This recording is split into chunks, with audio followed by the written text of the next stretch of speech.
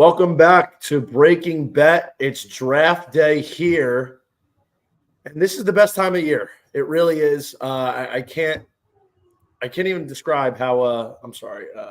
What the hell's going on with my Twitter? It's not on my Twitter, but I can't describe how great this is. Now we have the sport of college baseball coming to an end with the draft right here tonight, and I apologize because my Twitter, for whatever reason, it's not hooking up. I'm trying to go live. A premium account on X is in order. Yeah, I don't know. Maybe I have to be subscribed now. But in any case, I'm glad to be joined by everybody here. This is truly the best day of the year. And I got my guy, Tony Feudo, joined with me. T Feuds, fellow college baseball capper and analyst. What's up, T? How we doing, buddy? What's up, Johnny V? How you doing, brother? It is. It really is. It's one of the best days of the calendar year for sports. It truly is. I can't explain just what it means to finally have this kind of just event right here for us, ready to just take hold. And the draft's coming up here in the next couple minutes. But before it officially starts, what are you looking for from certain teams? I'm actually looking for the pitching because there's so many good bats in this draft. I actually think that two of the best players might be the two pitchers at the top, Burns and Smith. I know you're a big Burns guy.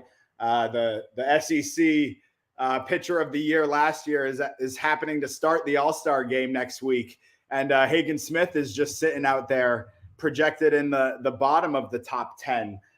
So I'm interested in the middle infielder, of course, and who's going to go first between Bazana and Weatherholt and that whole ordeal with all the odds switching throughout the day. But I'm intrigued on who's going to get these two top pitchers because I could see either of them, honestly, jumping in and helping a team in a playoff push maybe at the end of this season or early next season to start off the year for sure. Yeah, no, I completely agree. I think, especially the top 10, top 12 guys, they're all true candidates to be early call-ups, in the next year or so. And the fact is, I just don't understand why there's people that cover the sport that say this is a weaker draft class from last year. In my opinion, I mean, obviously that's subjective, but I don't think that's correct. I think this draft class in terms of depth and talent is way better than what it was last year. Obviously, you had some dogs last year, but really, outside of Skeens, Langford, and Cruz in the college class, there weren't that many stars, whereas this year you have 5 legitimate guys that could go number 1. You have a bunch of talent in the teens and 20s, and quite frankly, I just see so much talent here that it begs the question, how is this not a better class than last season, at least from the college side of things?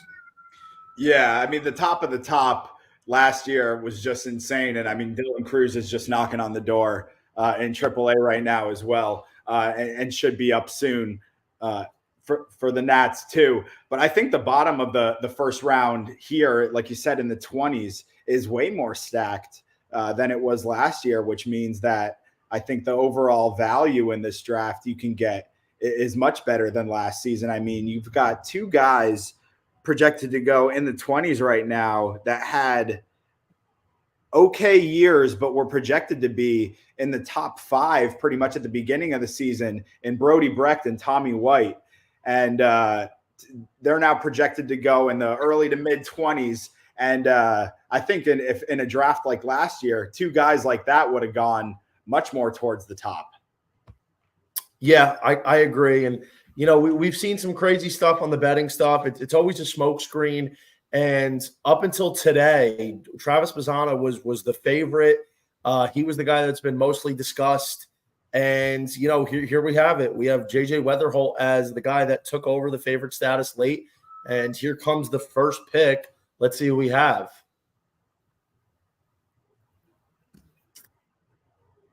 Might have a second here, but in any case, give me JJ here. I would love Cags. I put money on Cags, Condon, and Burns. all to go one. I was very vocal saying that I think Bazana here at one, unless he's taking like a $2 or $3 million cut from all these other top prospects, it would be the height of stupidity. I mean, I think JJ Weatherholt, it's not a surprise. I think he's a better player than Bazana. I think he has a better profile. I do too. And it wouldn't be a surprise. It's just kind of a little shocking the way how it's kind of developed throughout the last couple days. Yeah, it's definitely been an interesting development. I actually tweeted out this morning or posted on X a couple different odds for DraftKings and FanDuel, and I posted out that JJ Weatherholt at plus 195 wasn't a bad play on FanDuel at that time, and you've seen throughout the day him just going to now be the favorite. So we'll see if that JJ plus 195 hits. We'll see if what your big time CAGs shocker can hit here. Burns is the guy I want. Burns is where I stand and make the most money. I think he's the best player in the draft. I think Cogs is, but it's fair to say because I think Burns is going to have the higher ceiling in the MLB than Paul Skeens. So I remember you saying that. That's still a bold statement to say. but is it though? Because here's the thing: people just who don't watch the sport just tune into Paul Skeens, see what he does. In June of last year, and then, that's it. This guy's amazing. Yeah, but like Chase Burns has all the tools. It's definitely a bold statement. It's not a wrong statement by any means. We've just never seen a guy like Paul Skeens be the number one draft pick and then start the All-Star game the next year. No, he's been possibly win the Cy Young. He's not going to win the Cy Young, but if here's the thing, right? It's because I'm bringing this up again this time of year. Here we go, number one pick. Here we go. You can do the volume.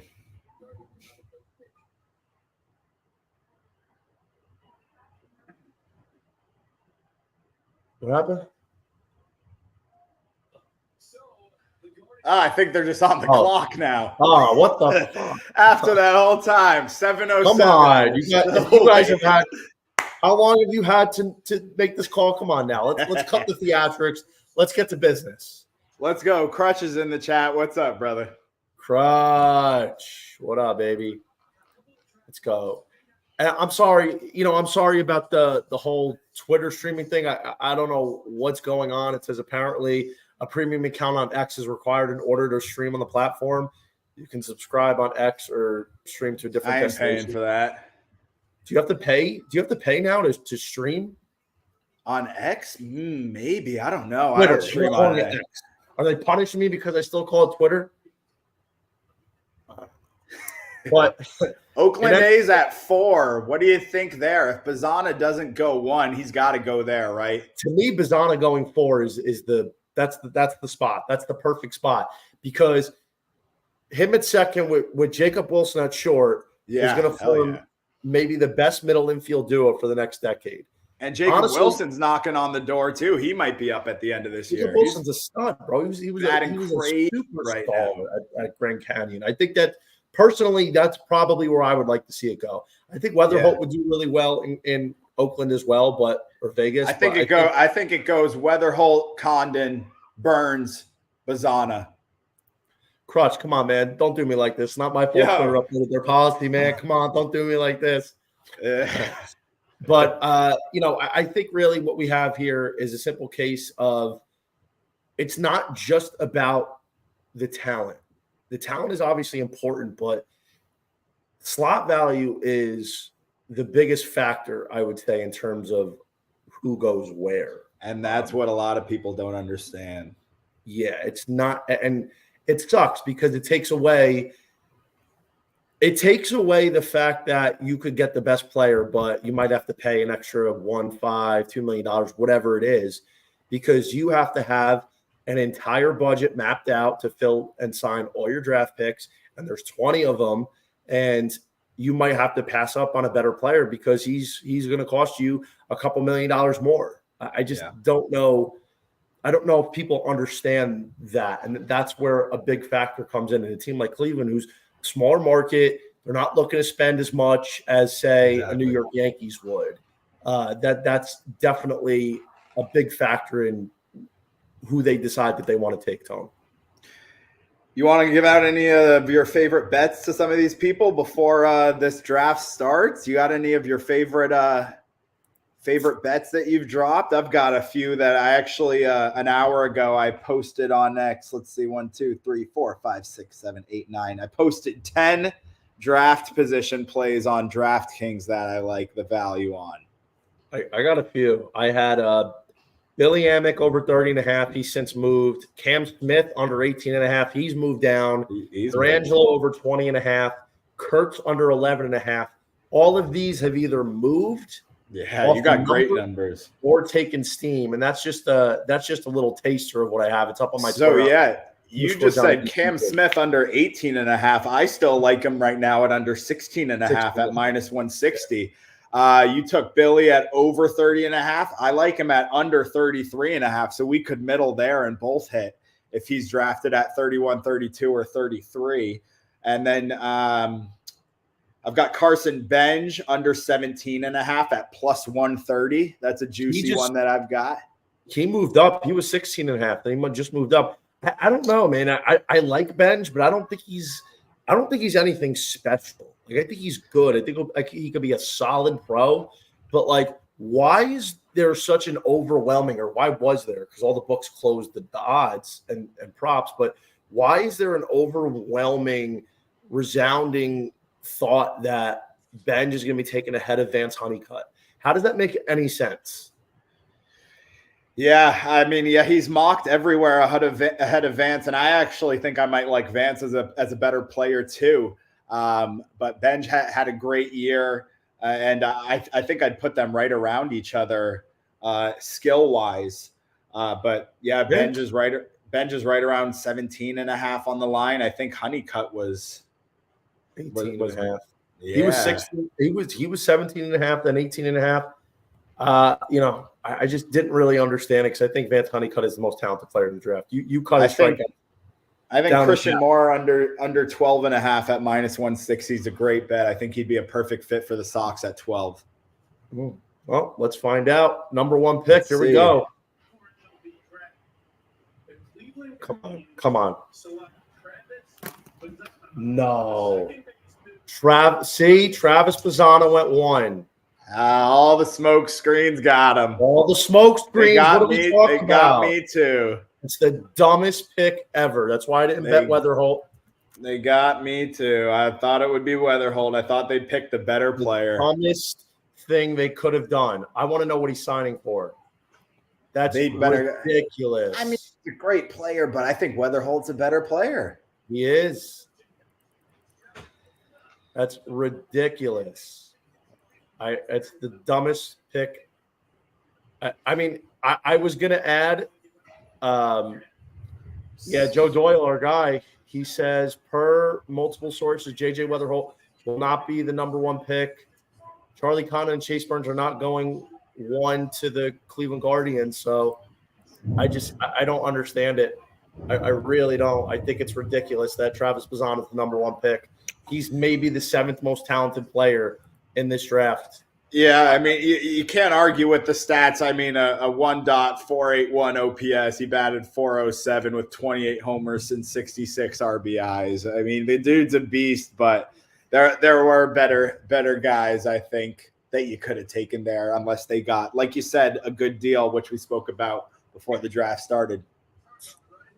Yeah, I mean, I got to be honest, dude. I think he's a very good player. I think he's an all-star at the next level, 25 ceiling, little over 300. But you're looking at a guy who stat padded in the worst conference in baseball, college baseball. He's a second baseman. He did nothing against the SEC. He folded against Kentucky in the Super Regionals with going 1 for 7. He got mowed down by Hagen Smith 3 times in late February. Yeah. I really don't understand this pick when you have just absolute titans in this draft like Caglione, Condon, Chase Burns on the mound. I just don't understand it. I was shocked that throughout this whole process, Cags and Burns weren't ever considered at 1 or 2. I know Condon's a perfect fit in Cincinnati here at 2, and he was like minus 300, minus 400 to go at number 2 all day. So expect to see Charlie Condon here to Cincinnati next. But it just shocked me that Cags and Burns were never considered for either of them, because Cincinnati could use a guy like Burns at the end of this year to come in and try to help in that division and wild card race. Well, he threw 100 innings, so I just don't know if we would see that. But I thought about doing Bazana at plus 220 right before, just because I'm like, they're gonna take this guy. I had a feeling because of all the buzz. I mean, really, this is another classic example. Another classic example. It's the first Australian to be taken in the draft. How high did Bazana's odds get when it flipped to JJ today? I'm sure a couple people got some good plus money value on Bazana, which only happened for about 6 or less hours today. Maybe not even. Maybe you could only get plus money on Bazana for maybe an hour or 2 today. Yeah. I quite frankly don't get it. If you hear about how much he took in terms of like lesser money, then maybe, but I don't really get it. I really don't get it. I just don't. I mean, listen, Cleveland is going to reap what they sow. That's just the bottom line. They're going to be a team that doesn't win a World Series. They're going to watch Jack Caglione hit 40 to 50 home runs, drive in 120 guys, batting 330, and then they're going to be like, well, shit, we could have took this guy, but we elected to go with a guy who has a high floor but a moderately decent ceiling. That's all they have. And yeah, their draft strategy has always seemed to be maximizing their value, and that kind of just seems like that's what they did here. They weren't going to go. They could have gone with JJ, which I think would have been a better pick. But they weren't going to overpay anyone at all in this spot here. So I think it was always either Travis or JJ, and it just happened to be Travis this whole time. Apparently, Chase Burns is going to go to the Reds. Joe Doyle's tweeting live about it. I mean, that's wild, but I think they needed a left-handed bat. I don't think Burns is a bad pick. I just think they could have went in a different direction. I mean, you have a lot of talent on that Reds pitching staff, even though, Hunter Green right now hasn't been a true ace. But let's see officially. I had Cags here on a bet. Wow. Chase Burns. That's unreal. I thought Burns was a lock to go to the Rockies at 3. I know. I mean, it's a great pick, dude. It really is. I didn't think. Just like I said, I mean, Chase Burns could be he's thrown a lot of innings, like you said, but he could be up at Cincinnati whenever he's ready. You think for a closer role, maybe? Yes, absolutely. Well, I just got my clock clean because I invested a lot of money in Cags to go 1, and then I bet him 2. I had a little Condon and Burns action 1-1. So I actually got my clock cleaned as well. I gave out JJ number 1, and then in my dub club this morning, I gave out Burns number 3. So 2 L's on that one. Sorry, guys. Yeah, we'll see. That's a shock, to be honest. Who do you have at 3 now that? Now I think it might be Condon now, because I know the Rockies were eyeing up Charlie Condon. Can you believe Tennessee won the title after letting Chase Burns go? What? Can you believe Tennessee won the title after letting Chase Burns go? Yeah, I mean, they were such a great team this year, but I mean, to lose a guy like that, the top pitcher in the draft, and then to go on and win your first natty is just crazy. That's unreal. I mean, I think Chase Burns. I think Chase Burns is going to be great in Cincinnati, but What do you think, bullpen or starter? I mean, eventually. Do you think he can be He's going to be a star. Why do people think he's going to go to the bullpen? Because he could be the best closer in baseball, like Mason Miller is already. He's a starter. He was the second best starter in the whole country this year. He's got a fastball that's up to 102 with the second best slider in all of baseball. You answered my question. It was just a question. No, he's a starter. He's not a reliever. Do you think he could come in and close for Cincy this year, or do you think he would be a starting pitcher prospect for the long term? Yeah, he's a starting pitcher long term.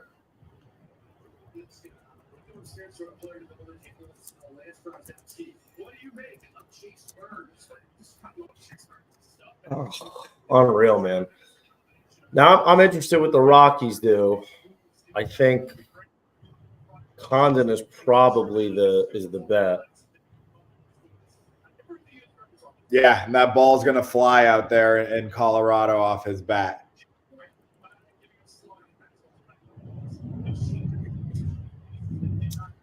We'll see.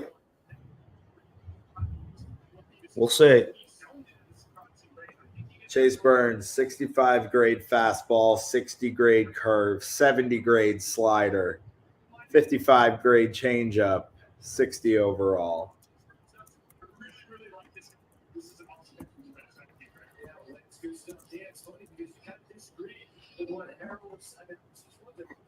It's all right.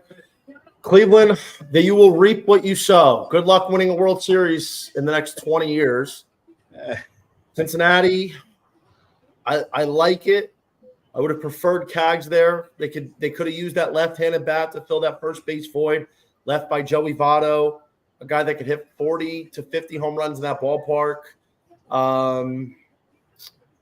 It looks like Joe Doyle is the Woj of the MLB Draft. Is he gonna do this all day? Are we gonna do it with him, or are we gonna wait till they announce it? Because he's already posted the third pick. He's probably got sources that like he's doing this way ahead. So why I don't even know why we're gonna watch the draft then. Yeah, it's Charlie Condon going 3. I mean, it's a good pick. I think Charlie Condon's a great pick in Colorado. He's gonna hit a lot of home runs. That's for sure. Yeah. Getting the Golden Spikes Award winner at number 3, you can never go wrong. I mean, you're talking about a guy with 70 power. And, positional versatility, plays 5 positions.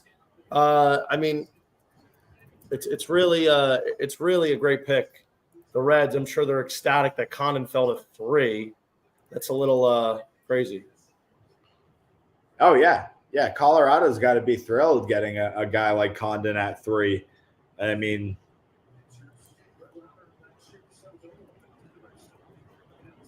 raw power from all over.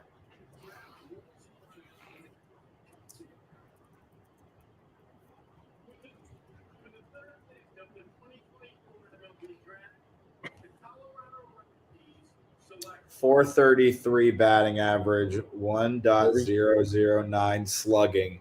1.565 OPS and 37 homers for Charlie Condon this year. Unreal. He's a beast. Unreal. Now Weatherholt's probably going to go to the Rockies. See, Doyle's already announced number 4, man. What are we doing here? What? He just posted number 4 6 seconds ago. Wait, what? He's already posted that Nick Kurtz is going number 4. Really? Yeah. The A's? Yeah. Dude, what is he doing? Are we just going to do live Joe Doyle reaction video right here all day? We're not even done talking about Condon on the TV yet. It's unreal.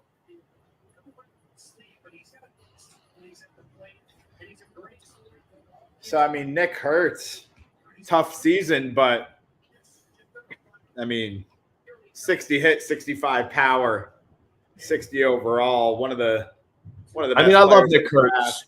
I don't know how Jack Caglianone's gonna fall out of possibly the top 5. I mean, I really don't get it.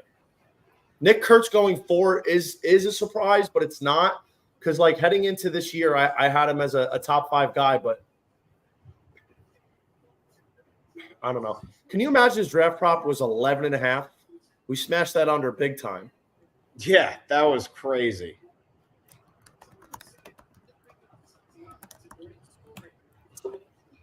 So, yeah, if you want to get your live MLB draft reaction before anyone else, it's here on this video because they haven't even announced the pick yet, and we're already done talking about the number 4 pick.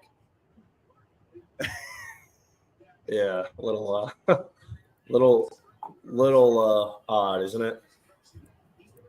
I mean, that just seems to be what the drafts are these days. I mean, what? They're always spoiled on X before they are on the TV if you've got your phone out. Someone always drops it before the actual pick is said.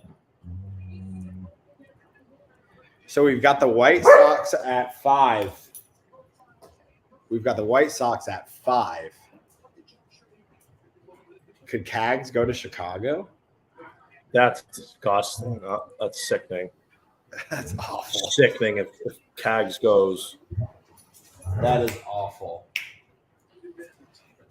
Oh, it's terrible. It's unreal. Oh, I can't believe this.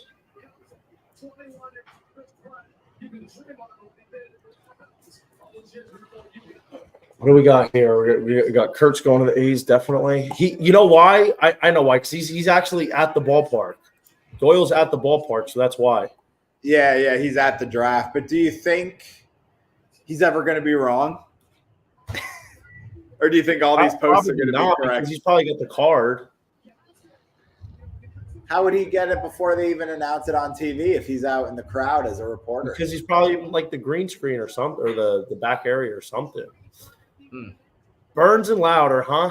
2 Wake Forest studs on the same rotation in the big leagues. How about that? That would have been nice. That would have been nice to see him play together in college, but it's going to be great to see him. You think Louder's going to get called up this year, or you think he's still a year away? I think he's still a year away, most likely. Yeah, I saw one site that said ETA 2024, but most of them say 2025. What was that? I saw one site that said he would be up at the end of this year, but most of them say next year. What? For Louder. What about him? I saw one site that said he would be up at the end of this year. But most of the sites say he'll be up next year. Damn, dude. He's like 6 minutes ahead of – Doyle's like 6 minutes ahead of that's what I mean. Like, that's actually crazy. I know. Might as well get the update from him. Oh, yeah. I just turned his notifications on so I don't miss it. Well, keep sharing them along. I got you. It's cool to see Tony V on the broadcast on MLB Network. Yeah, that's legit. That's how you make it legit. You get the reigning head coach, national champion, Tony V, coach some of these guys. He should have 2 guys go tonight. I think, well, Moore's definitely going, but I think Billy Amick goes as well. Maybe. I think he goes. Here we go. At 39? Wow. Official, Nick Kurtz. The interesting thing now, Nick Kurtz cashes the under 11.5 prop, which I think was a criminal misprint by DraftKings. I don't want to hear the White Sox pick at 5? What? You want to hear the White Sox pick at 5? Is it Cags or is it the kid Griffin? It's going to be Hagen Smith, SEC Pitcher of the Year. Really? The lefty. And I had his draft prop at over 6.5, unfortunately. So that one's not going to hit. I think he was 10-1 at one point to go 5. Yeah, that's what Doyle's saying. So no kidding.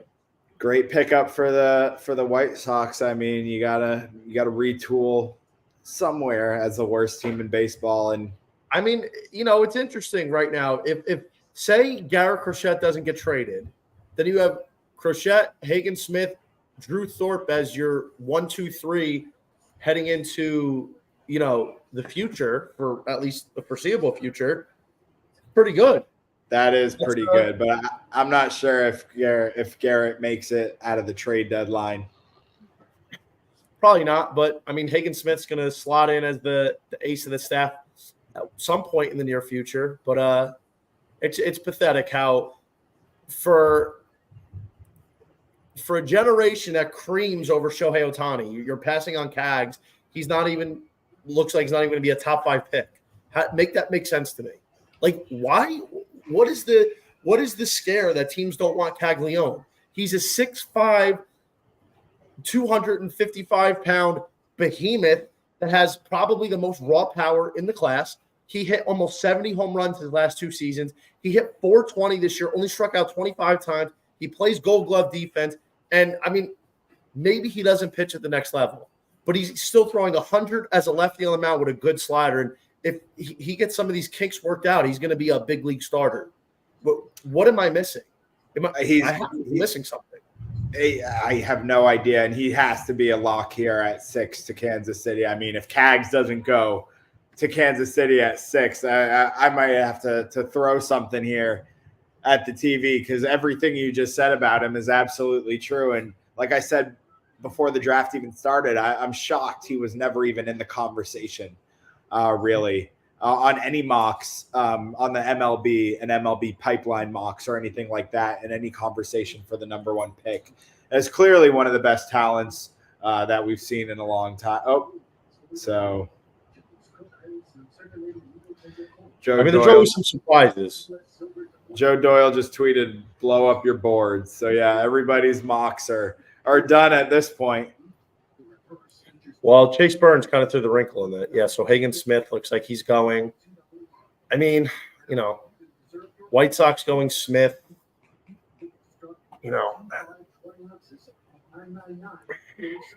It's a good pick, but I don't know.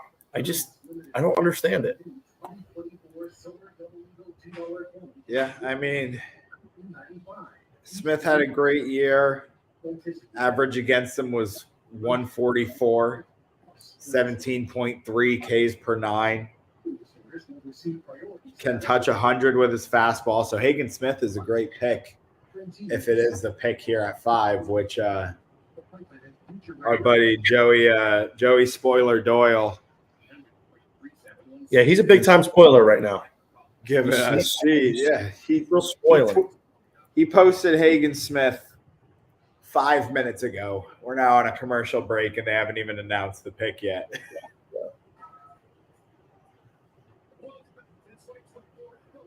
I'm not sure.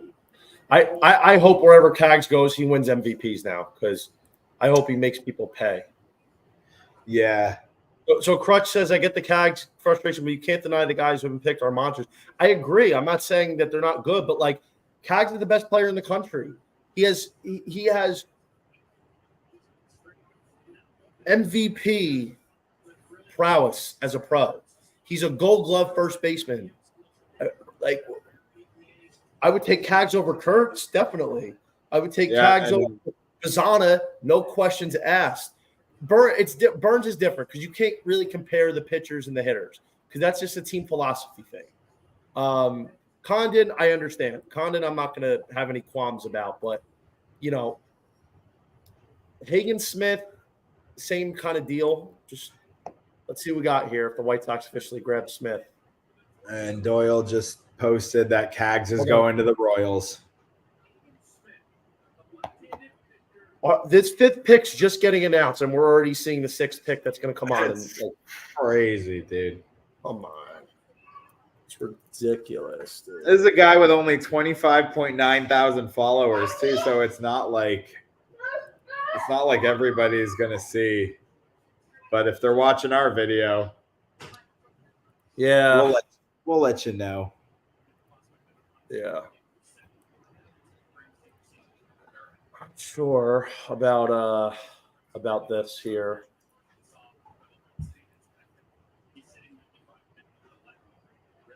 Now MLB.com had Cags as their number 3 ranked prospect behind Bazana and Condon, and he's going to go 6. So they had Hagen Smith at 5, so he's going to go right there.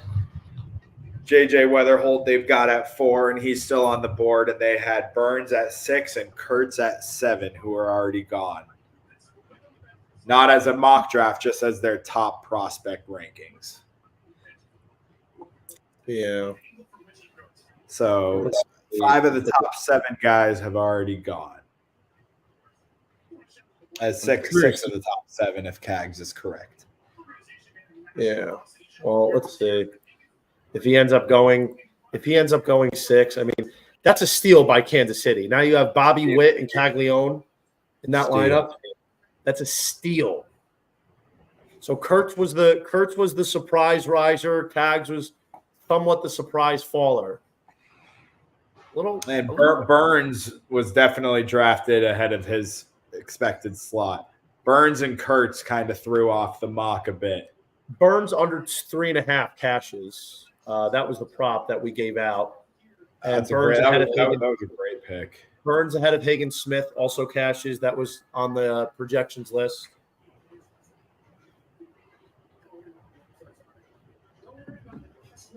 Oh, unreal, man. I can't really believe it that Caglione's fallen, but it looks like Doyle says Cags, he's going to be the 6th pick to the Royals. So I think that they got to steal. Listen, maybe I'm wrong.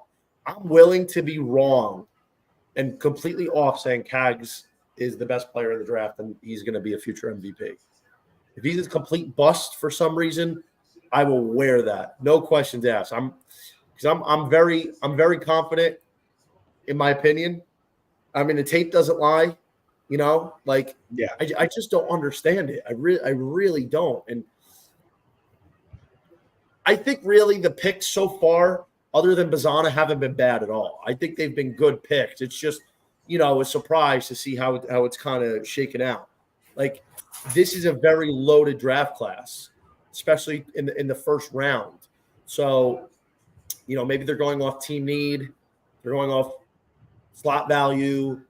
Maybe they saw something they liked a little bit more.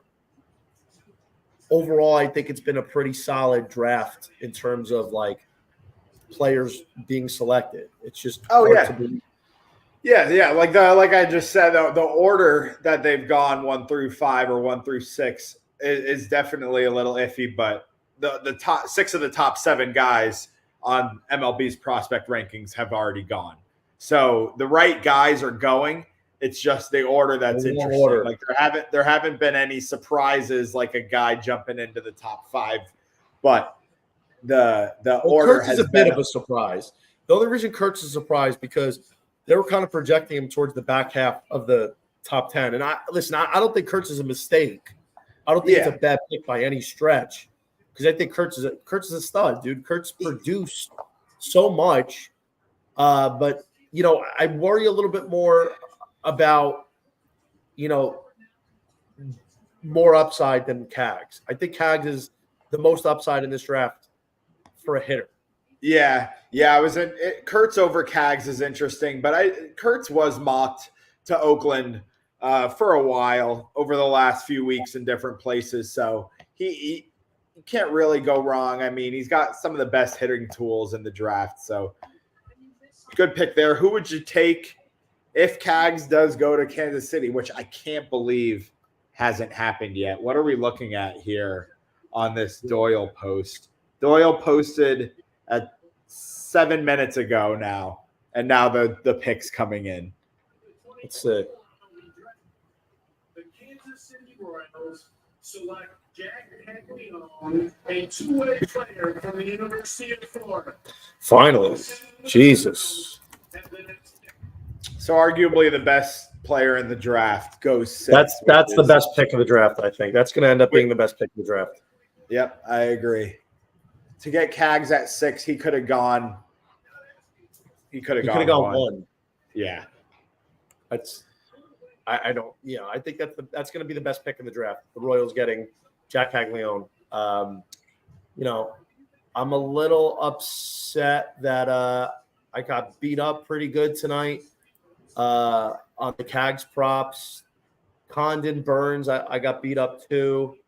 But it is what it is. It happens. The draft's hard. Draft's hard to predict. It's literally like a crapshoot, especially when there's just so much talent towards the top of the board. Oh yeah, it's always fun just giving out little draft props here and there. Yeah, for sure. So 20 seconds after the TV announced pick number 6, Doyle posted pick number 7. 7 the Cardinals. Now they're in an interesting spot. This has to be a JJ Weatherholt spot. It is. It's got to be. It is, and that's a great pick at number 7. That could also be. I mean, I thought JJ was going to go number 1. So to get Cags and JJ at 6 and 7 back to back, you could have taken them 1 to 2. Weatherholt and Cags are going to be maybe the best 2 picks in this entire draft, first round at least. And I'm glad the Cardinals went Weatherholt and didn't go with guys like Connor Griffin or Bryce Rainier because, I mean, they're both studs. I mean, JJ's 5'10", Connor's 6'4", and Bryce is 6'3". So these are 2 big dudes that play the same position as JJ. But I think you got to go with the proven bat in college, the guy who's done it, who was the number 1 prospect before the season started. He was mock number 1. Until he got that injury. So I'm glad the Cardinals went with JJ there instead of the high school. Yeah, it looks like should come up any second here. Yeah, should come up any second. I think the Cardinals got a steal here. I think Weatherholt is better than Bazana in my opinion. I think Weatherholt had a legitimate case to be the number 1 pick. St. Louis has got to be ecstatic because honestly, I thought St. Louis could have been looking at Hagen Smith if he ended up getting to them. I thought that's where he was going to go. So when I bet the over 6.5 prop, that was exactly where I thought he was going to go. I thought he was going to fall to 7.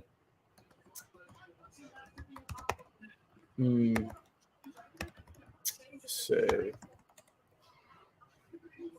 So I think now it's interesting. Now you're getting into the interesting part for not St. Louis, the Angels.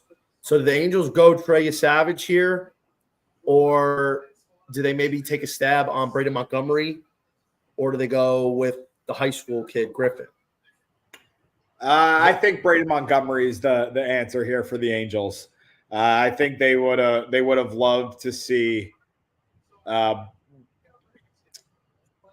Weatherholt fall to them.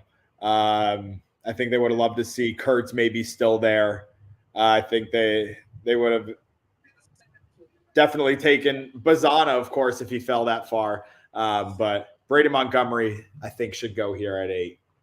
Yeah, it's a little off-putting because of the injury, but it was a clean break, nothing really, no ligament damage as far as we know. So, Montgomery would be a great pick here. See what we got.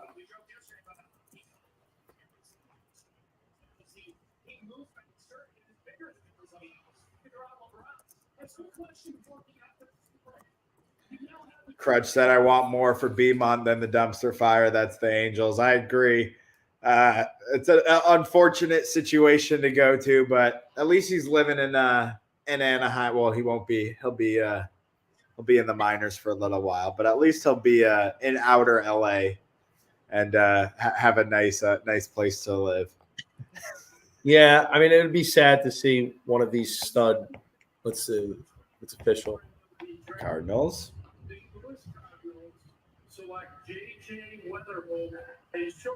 It's a good pick.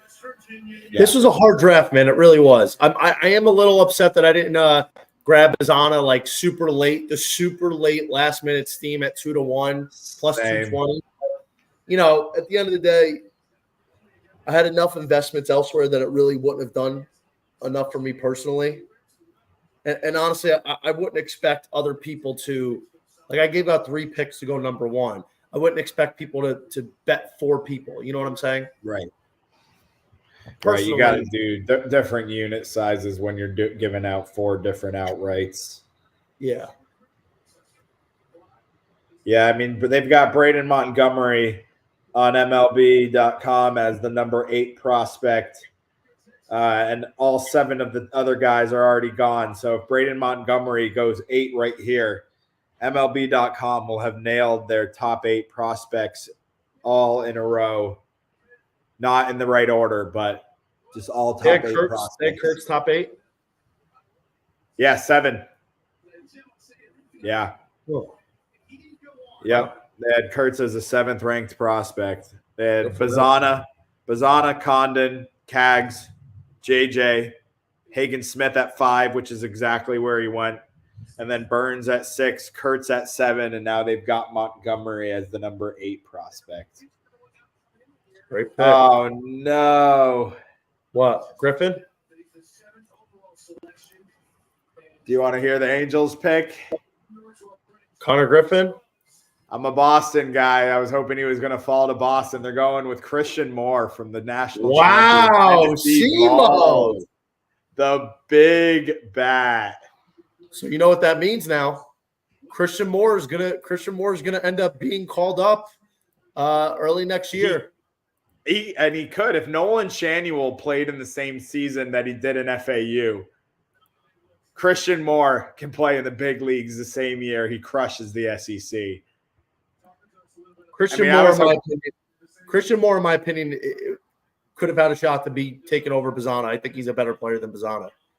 I was hoping Christian Moore was going to live in Lansdowne Street over the Green Monster for his whole career. I mean, a right-handed bat in Fenway. They needed a second baseman. I was thinking that the Sox were a lock to take Moore, but that's a bold pick. I don't think we are going to cash that under 12.5 at minus 160 that I gave out. That cashes with a 4.5 pick ease. I didn't want to lay the vig on that one, but yeah, that is a great pick. Yeah, I don't go much higher than around minus 160, minus 175. That's about the max I'll touch. That's unreal, man. That is unreal. Christian Moore. I wonder if Tony V's sitting up there on the desk knowing that it's already happening. What? I wonder if Tony V's up there with Doyle's tweets up, knowing that Christian Moore, if we even know Christian Moore got drafted before Tony V did. He's probably going to go nuts when Christian Moore gets – Christian Moore deserves it, though, man. He had an unbelievable season. It's crazy. Yeah. Oh, I think Christian Moore, easily the best right-handed bat in the draft. Or no, Condon. Condon, so I'd give Moore the second best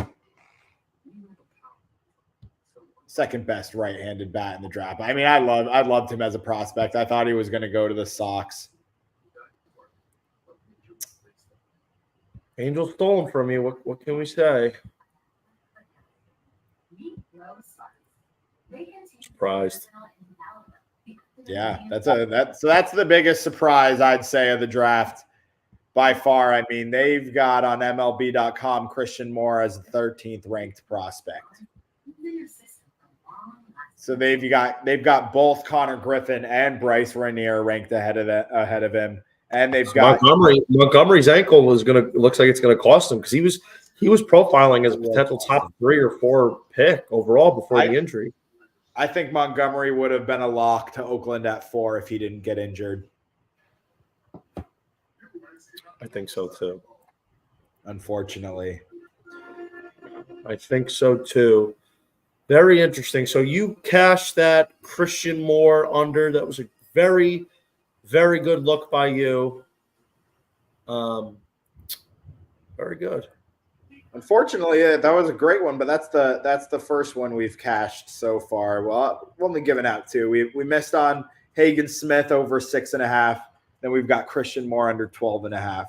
The next one I've got coming up, numbers wise on the totals, I've got James Tibbs at over 10.5, and that was at minus 130. So we'll see if Tibbs goes at 9 or 10 here, or if we can cash that Tibbs bet as well.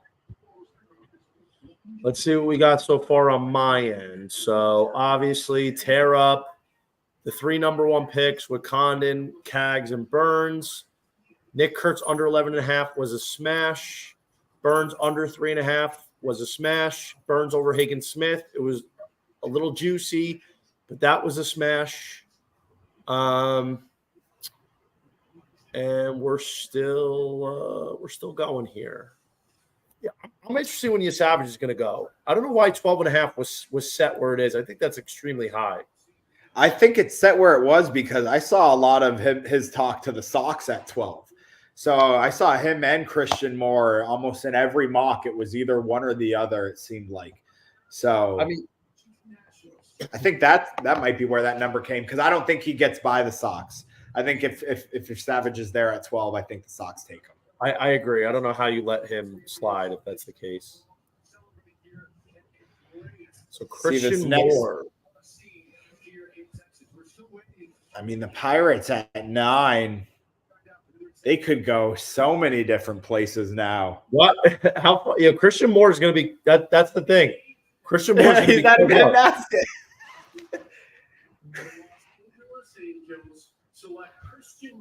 Wow. Let's see Tony V's reaction. That would have sucked if we were wrong this whole time. Let's see. Here we go. Man, I was really hoping. He's only gotten better too, Christian Moore. But you know what the crazy thing? The last 2 first-round picks, and Zach Neto and Nolan Schanuel, the Angels called up like right away. And he's better than both of them. Schanuel got called up last year, 6 weeks after. Honestly, don't be surprised if Christian Moore is up at the bigs at some point in the next month. That's what I just said. I said if Schanuel can play in Conference USA and in the MLB in the same season, Christian Moore can tear up the SEC and then play for the Angels in the same season. Don't be surprised if he hits probably 5 to 10 bombs with the Salt Lake Bees down there in AAA, and then they send him up as soon as possible. Great pick at number 8. I can't believe it. I can't believe it. It's so crazy. I mean, I like it, though. I think Christian Moore's ready to – dude, he's become such a great player. Obviously, defensively, he's a liability. But at the plate, I mean, really, like he is one of the top offensive weapons in the sport. I mean, bro, he hits piss missiles. He can hit all fields. I mean, you know, I think it was a great pick, man. I think he's going to be up very soon. I'm excited for this. You ready for the Pirates pick at number 9? Hold on, let's see. And it's just a beautiful day. You know, I just want to shout out my family. You know, they have led down there, you know, coming away from New York. You know, shout out to my teammates.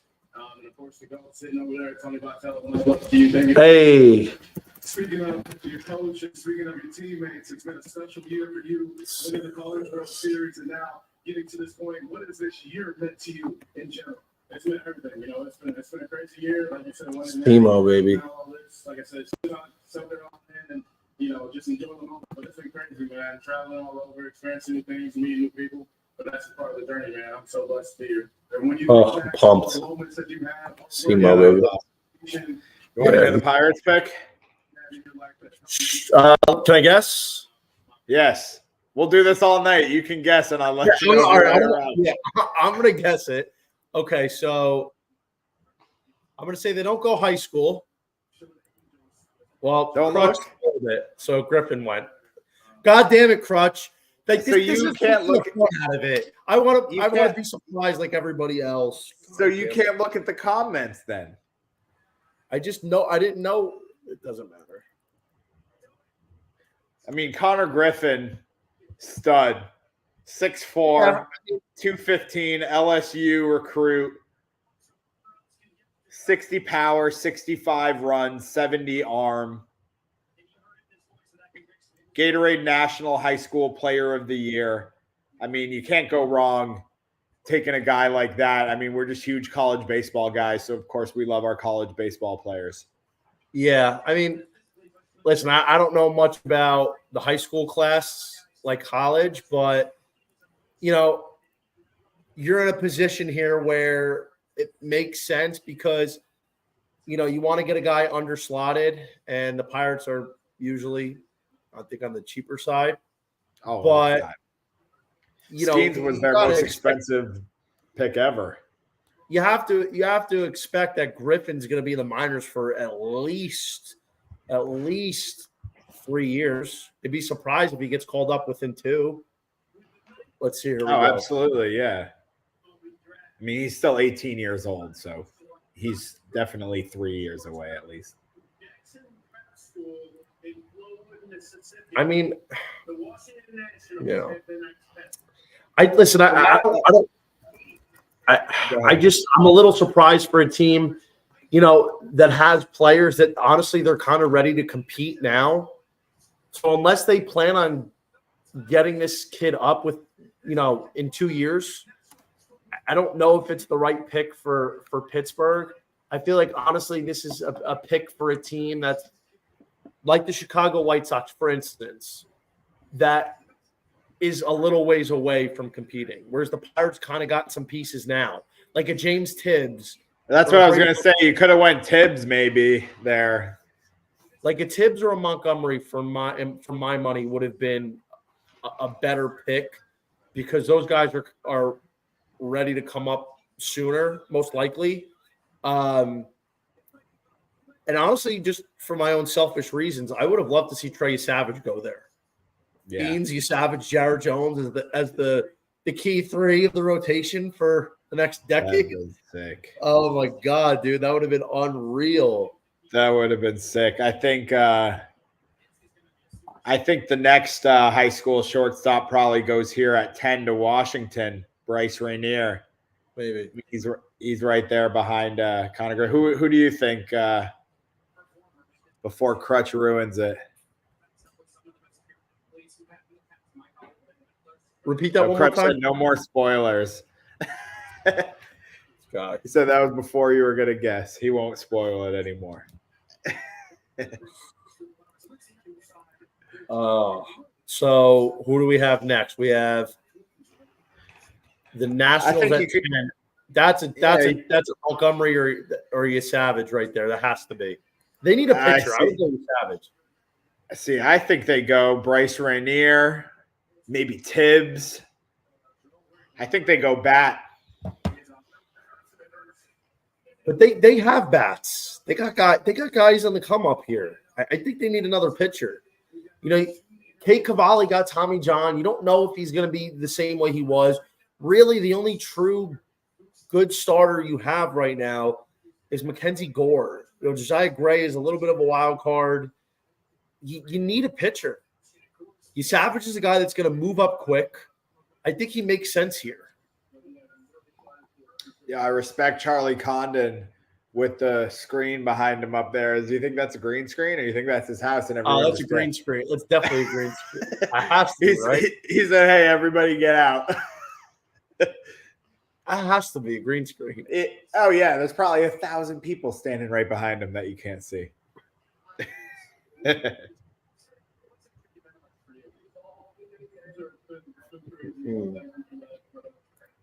Oh. Crazy. Connor Griffin at 9. I say Bryce Rainier at 10. Well, man, that's been talked about.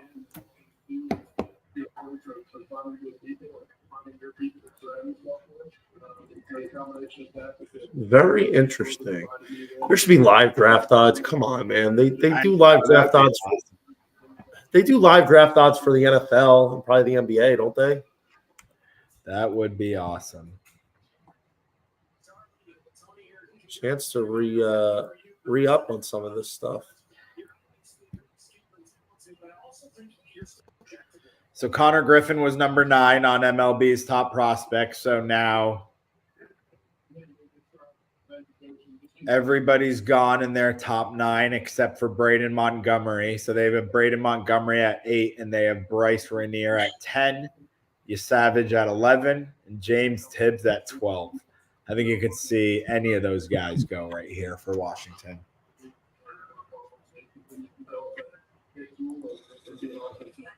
See what we got.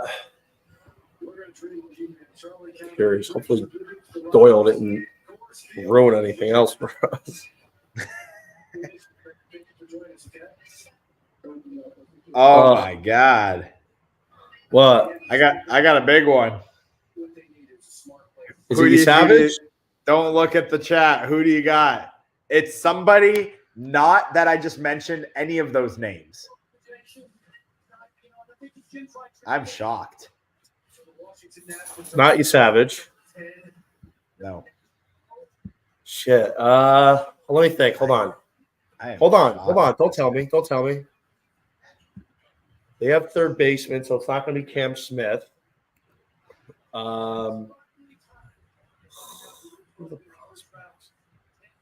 Is it a pitcher or a hitter? They're about to announce it. It's a hitter. Who you got? Hold on, let me see. Washington Nationals select Seaver King. Whoa! What? See? First shock of the draft. It's Whoa, nice. That is a shock, dude. Yeah, dude. Wow. Come on, that is a shock. Wow. I don't know.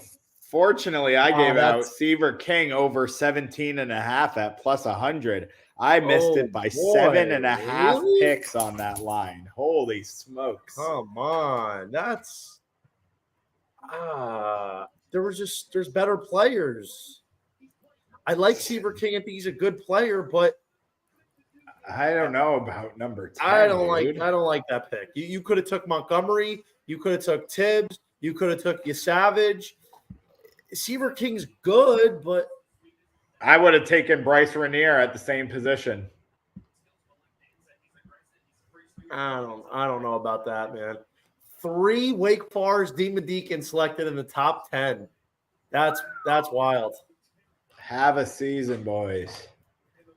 That is unreal, man. And too bad they suck this year, right? Yeah, I was just gonna say, too bad that they lived up to none of their potential. I guess they all did as individuals, but not as a team. That's nuts. Oh, my God. MLB.com's 17th ranked prospect, Seaver King, with a 17.5 number on his draft total, goes number 10. Oh, my God. In MLB.com's latest mock, they had Seaver King going 20th to the Blue Jays and 21st to the Twins. Oh, my God.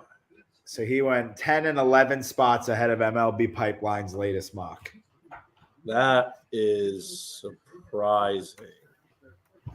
I mean, listen, I like Seaver King, but he's not better than these guys. So I don't really understand it. Maybe it's because they feel he's like the last best shortstop and they want a shortstop, but I don't know, man. I mean, Bryce Rainier's a shortstop. He was maybe they don't want to deal with more talented, in my opinion.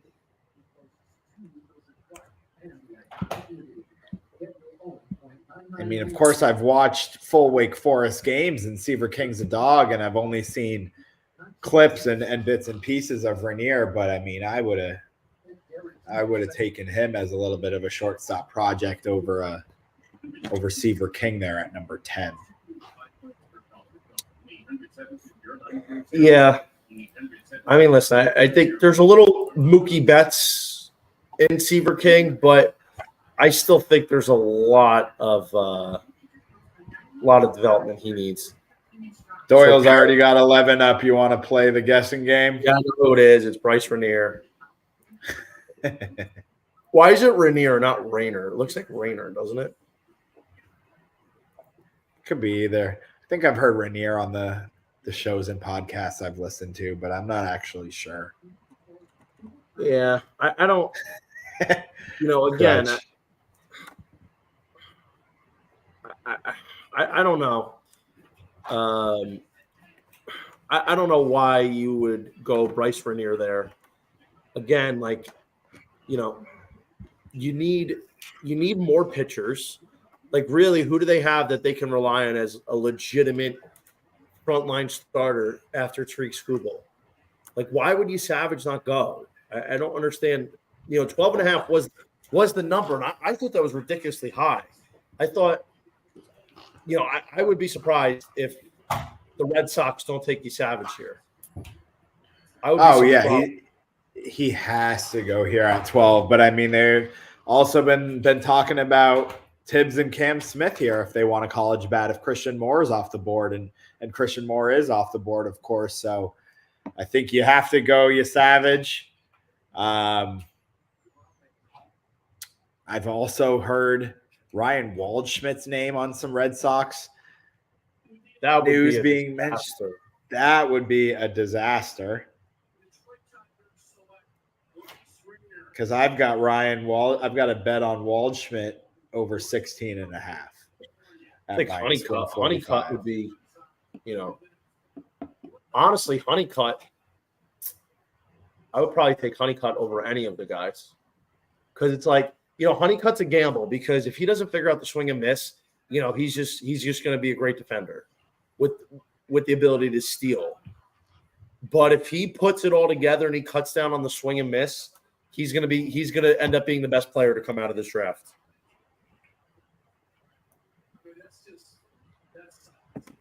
Unreal, man. Absolutely unreal. Bryce Rainier, Texas Longhorn commit. So he was the number. Could be good, though. 10 prospect here and Jace Young. Yeah. Jace Young's solid, coming up. Probably solid middle infield core. Yeah, he's been swinging it this year. I mean, in terms of the college guys right now, if you were going to ask me who's the one guy that can be a bust, I think it's Seaver King. Yeah. Oh yeah.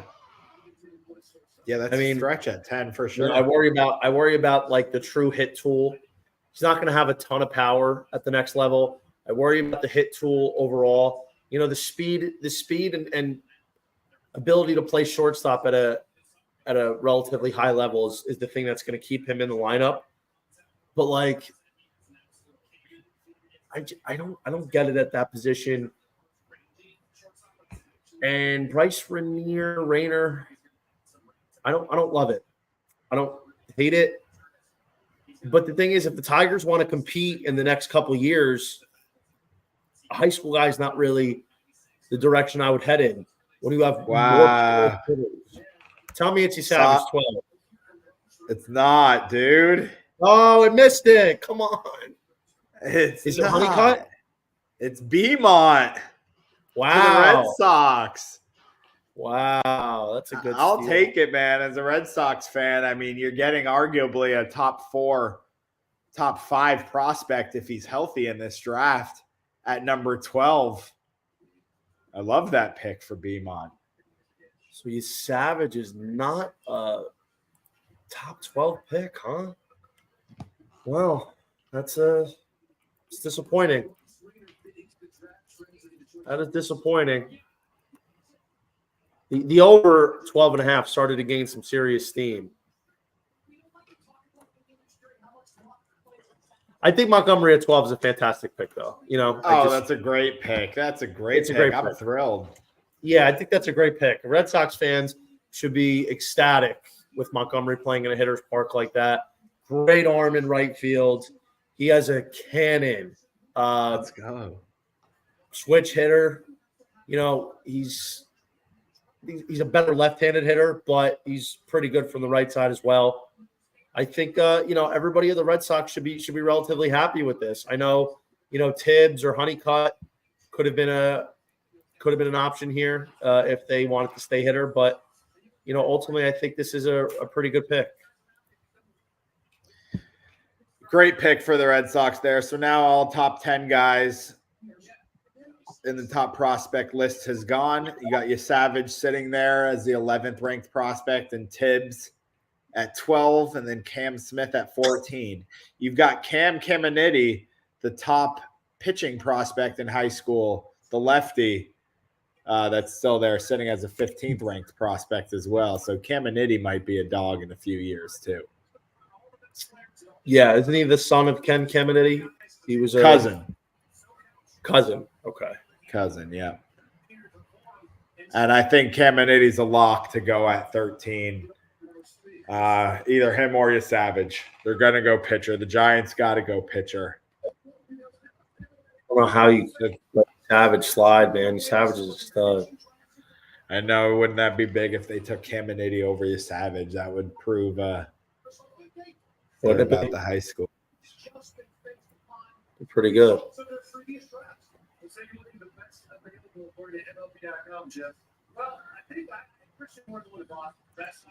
Crutch said, let's go, Tony. Love the pick for our Bo Sox. Let's go, Crutch. Montgomery's gone. So it's Savage, Tibbs, Honeycutt. You know, got some stuff here.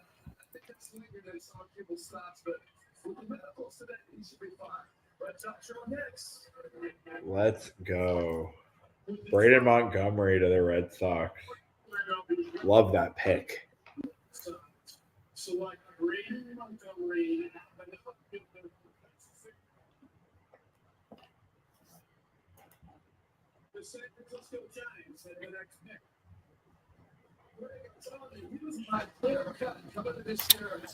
Are they announcing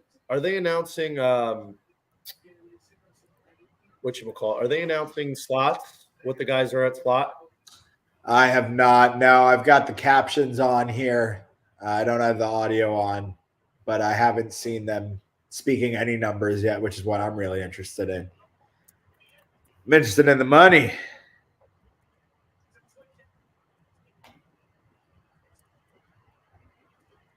Carlos Beltran's an interesting comp. So if you look at the MLB.com draft tracker, which is interesting here, they show the birthplace of the players. I had no idea Chase Burns was born in Italy. So in the World Baseball Classic, he could play for the Italian team. Yeah. Wow. Tibbs going 13. There you go. No kidding. Tibbs to the Giants. It's a very good pick. I don't think I had a draft prop on Tibbs. I was going to take him over 9.5 originally. That would have been a great pick because we got him at 10.5 minus 130, and we took that over today. So that cashes. Well, so that I had it on a show earlier this week, I think. Nice. And Tibbs was 10.5 or 9. I'm sorry, 9.5. And I was talking about I think that's an over. I just don't think Tibbs is. I don't think Tibbs is going that that high. Yeah, so that's But I think it's a good pick. I'm surprised. So Trey Savage was actually being mocked to the Cubs in some of what I saw. So looks like he's gonna fall to them.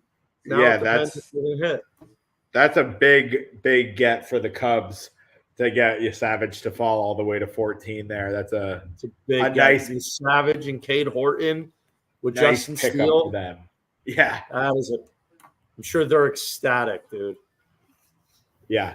That's a big pickup. So Montgomery and Savage both falling. Two of the better prospects to fall so far. Yeah.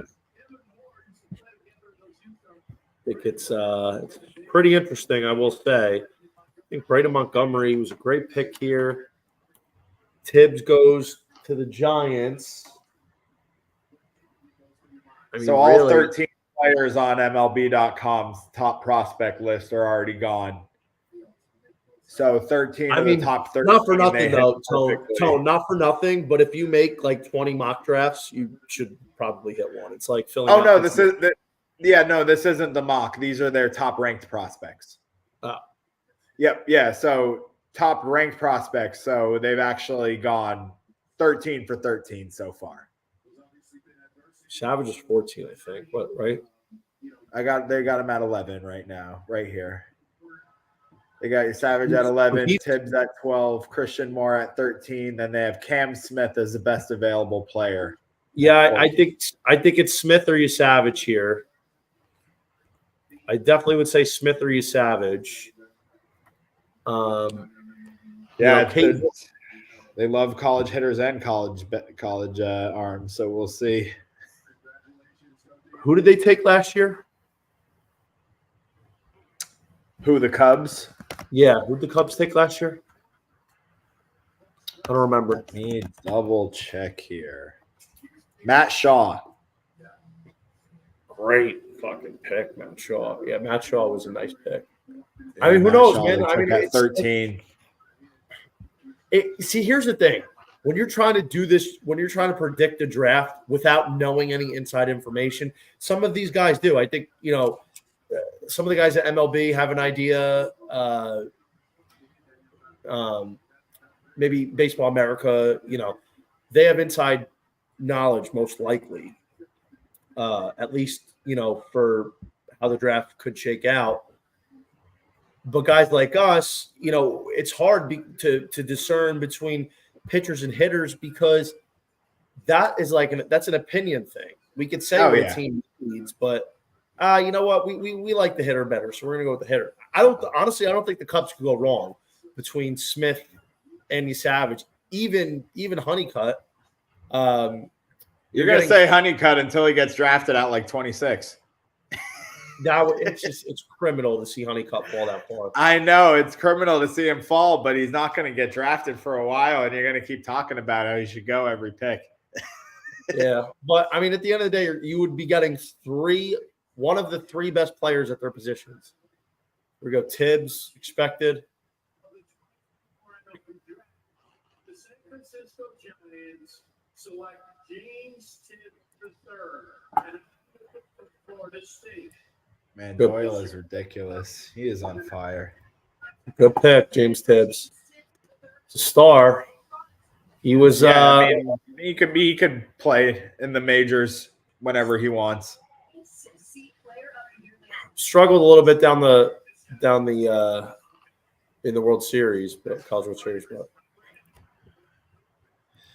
See, 5 seconds later, Doyle's already announced the Cubs pick.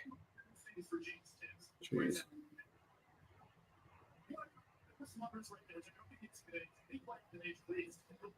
And it is not Trey Savage again. What, is it Cam? It is Cam.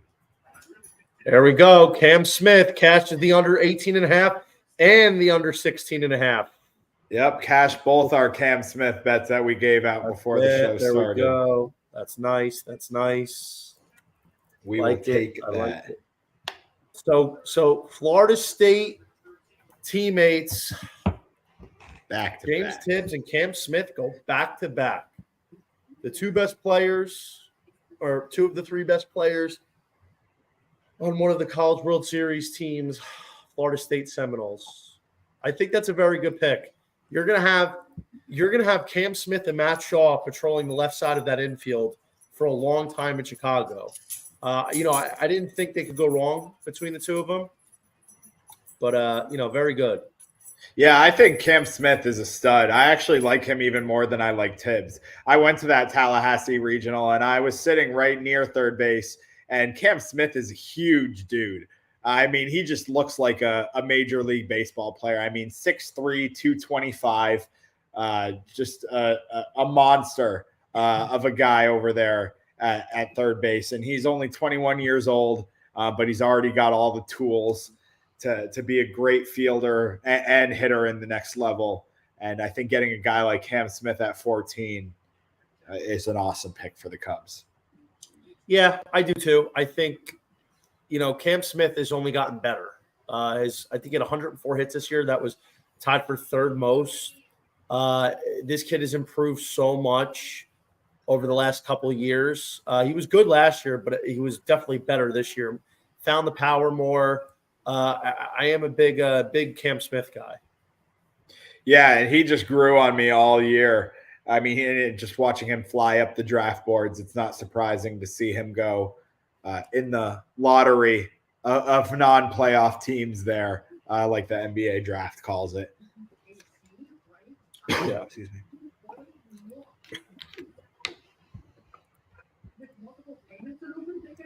So now at number 15 with the Mariners, I think they definitely go pitcher. I feel like they go high school. They love high school players. I think they go you Savage, or I could think I think you could see another big upset here, and you could see Gerangelo go here. No. I have Durangelo over 20.5. That's my boy, but I'm over 20.5. All right, I won't root for it then. We'll go you Savage. I love Durangelo, but I would take you Savage over him. Yeah, I would as well.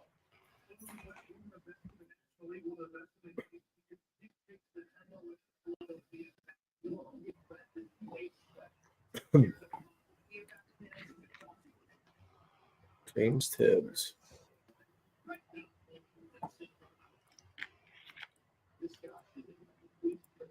So now we're getting into the playoff teams. They're not quite. The Marlins will start us off at 16 from last year. Definitely not a playoff team this year, though. Nope, they are not.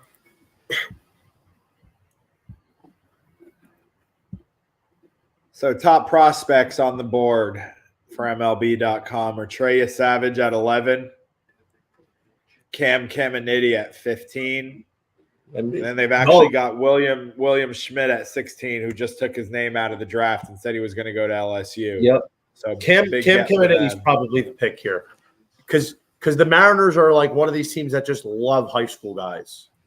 Uh-oh. Do you want to know? Oh, my God. Shit. Oh, he went under 20.5? Wow. He went above Trey Savage? Wow. Oh, my God. Oh, I got my clock cleaned on some of these picks. Oh, my God. They went Durangelo over Trey Savage? That's a surprise. I mean, I just said it could happen, but that I wasn't sure it would. No. When I said that, it wasn't posted yet. When I said that 2 minutes ago, Doyle posted that 15 seconds ago. I thought they would go college arm, and I said those are the two best college arms. I can't believe it. I had no idea. I said that before Doyle posted that, but I did throw that out there. Over you Savage? Very surprising. Over Trey Savage? Very surprising. Oh, my God. Oh, my God. Are you kidding? I mean, bro, you know how much I love this guy. But what? I mean, that's not a bad pick at all, I think. I mean, it's not bad, but what?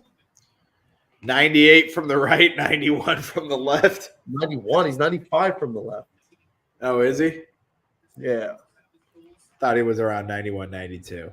Well, he touches 95, I should say. Yeah. It probably sits 91, 92. He's a monster. Regardless, he's a great player. I mean, yeah, the number 25 ranked prospect on the board goes at number 15. So, yeah, 10 spots ahead, just like I mean, Seaver King and him have to be the big surprises so far. Oh, my God.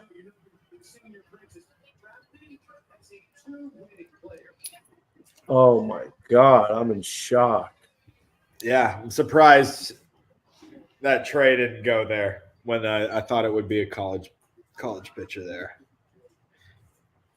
It's unreal. Oh, I hate it because I had a bet on this.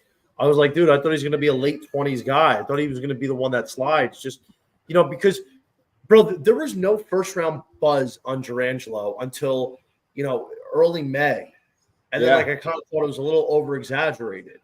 And it's like not just him going this early, but it's him going ahead of the third best pitcher in the country in Trey Savage. Yeah. Yeah, surprising there. Surprising there. He went 10 spots. 10 higher ranked players than him in the draft. I can't believe it. MLB.com has Trey Savage, Cam Caminiti, Ryan Sloan, the high schooler out in Illinois, and Brody Brecht, all as higher ranked pitchers than Jurangelo. God. Oh, I'm in utter shock right now, man. If you've never seen a guy lose a bet live and be shocked of a draft pick, watch shocked. Breaking Bet an hour and 24 minutes in, and you'll see complete shock. Oh, sucks. On to the next one. So I lost Trey and I lost Jurangelo. Oh. And I lost here Hagen Smith over 6.5, and I lost Seaver King over 17.5. So a couple big surprises there on both our bets that we gave out on X. Well, the bright side is the next spicy one I've got on the board is Carson. Hold on. Oh, fuck. The bright side is I got Jurangelo over Brody Brecht. Good. That's a good pick. You telling me Carson Benj is going to go to the Marlins? No, I have him under 17.5. He was my next one on the board. But holy shit, Joe Doyle just announced the Marlins pick, and it's even more surprising than that. Do you want to know? You wouldn't even guess if I gave you 20 guesses. Ryan Waldschmidt? No, it's the number 43 ranked prospect on MLB.com board. PJ Morlando, high school outfielder. The Marlins? At number 16. And I've seen PJ hit on some tape, and he's nasty.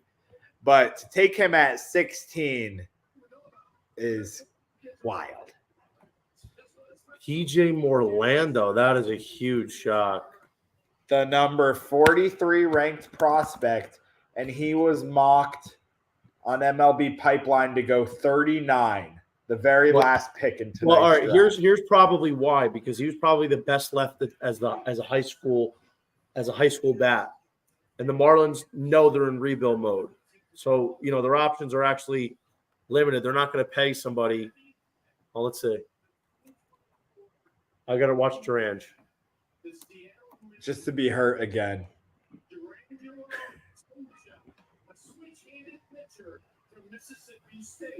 It's my boy Jurangelo. I'm a little upset I lost my bet. Switch-handed pitcher. What a guy.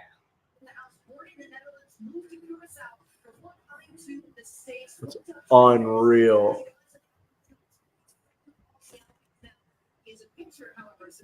So Trey Savage, the 11th ranked prospect, is still on the board. At 17.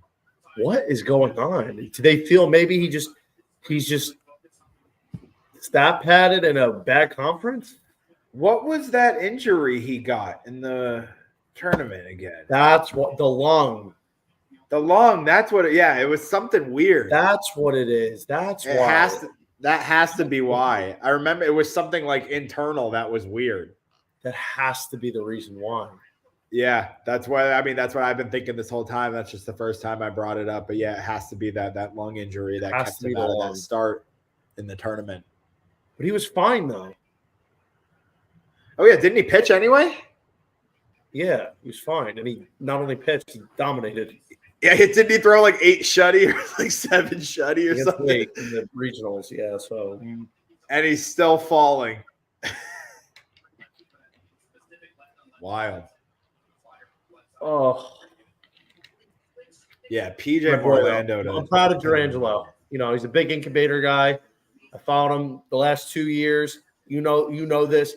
I tweet about him every single day he starts. Bet him almost every single time. Gave out some winners on him. Oh yeah. Let's hear it. Obviously, it takes a moment to soak in, but how exciting is this moment if you can put it in work? I would definitely say only also really excited, especially coming all the way from Fairchild and to be able to be in this one right now. It's pretty so cool. Yeah, good for him. He just made a lot of money. I mean, he definitely wasn't slotted to go 15, so he made himself a lot of money tonight. Yeah. You throw with both the left and the right hand. Can you give a little takes on how you got to throwing with both? Oh, we heard the story from the time. Such a great story, man. He's gonna be a really good pro. He's just starting to peel the layers back of how good he's gonna be.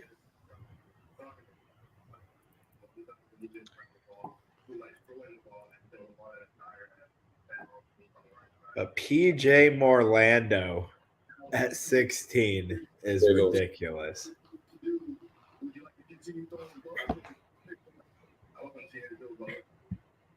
And last one for you, the biggest part of your journey that's helped develop you to get to this point. If you were able to talk to some kids and be able to tell them what's allowed you to get to this point today, what would that be? Always believe in yourself and always do God first. Love it, man. Congratulations. My boy Durangelo. Durangelo said to his father played professionally in the Netherlands. And Durangelo likes wearing his father's right. Good for Jury. Yeah. That's like learning to throw from the right side. We saw this kid in 2022. He came to the combine. And we were blown away. You think the MLB forces him to choose an arm? No. That's great for the game. Why would they choose him? I mean, listen, I think what's going to end up happening, his righty is just nasty. It is. I think what's going to end up happening is he's going to try the left-handed thing, same way he did this year in the first half, and go matchup based. Yeah, it's going to be a matchup thing. You know, maybe towards the bottom of the order if he could save some pitches. Righty, he's going to go lefty. You know.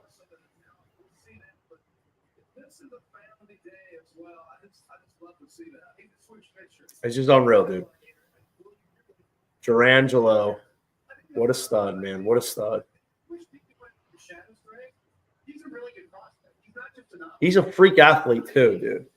Like on two separate occasions this year, when he had to cover first base, PFP, dude, he did a full split trying to get the ball. I'm not kidding. Like a full Russian split twice, and he pops up and like he's fast. You ever see how quick he is getting off the mound and getting over, bro? Like this kid's an athlete, dude. He's an athlete.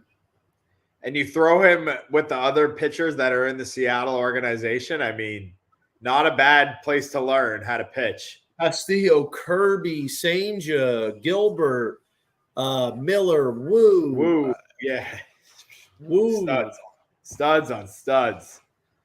Studs on studs on studs.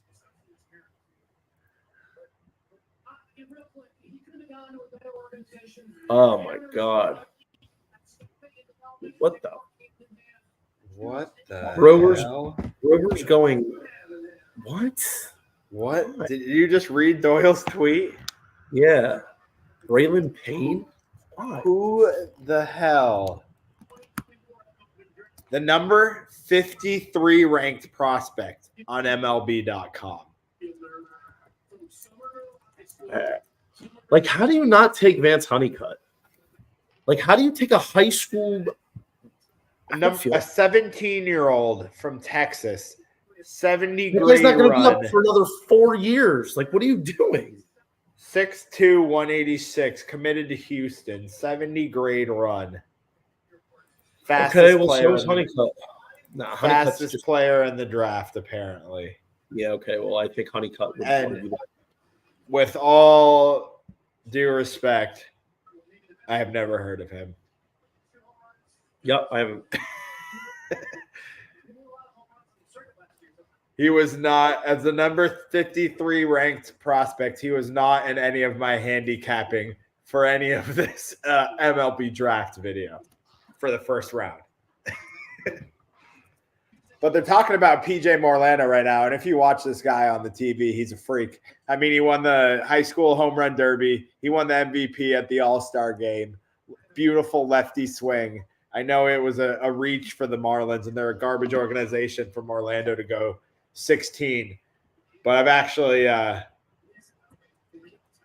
think Morlando will be a good big leaguer one day.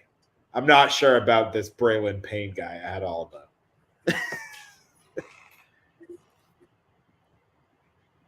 I just think it's a little crazy. Send out a live tweet here.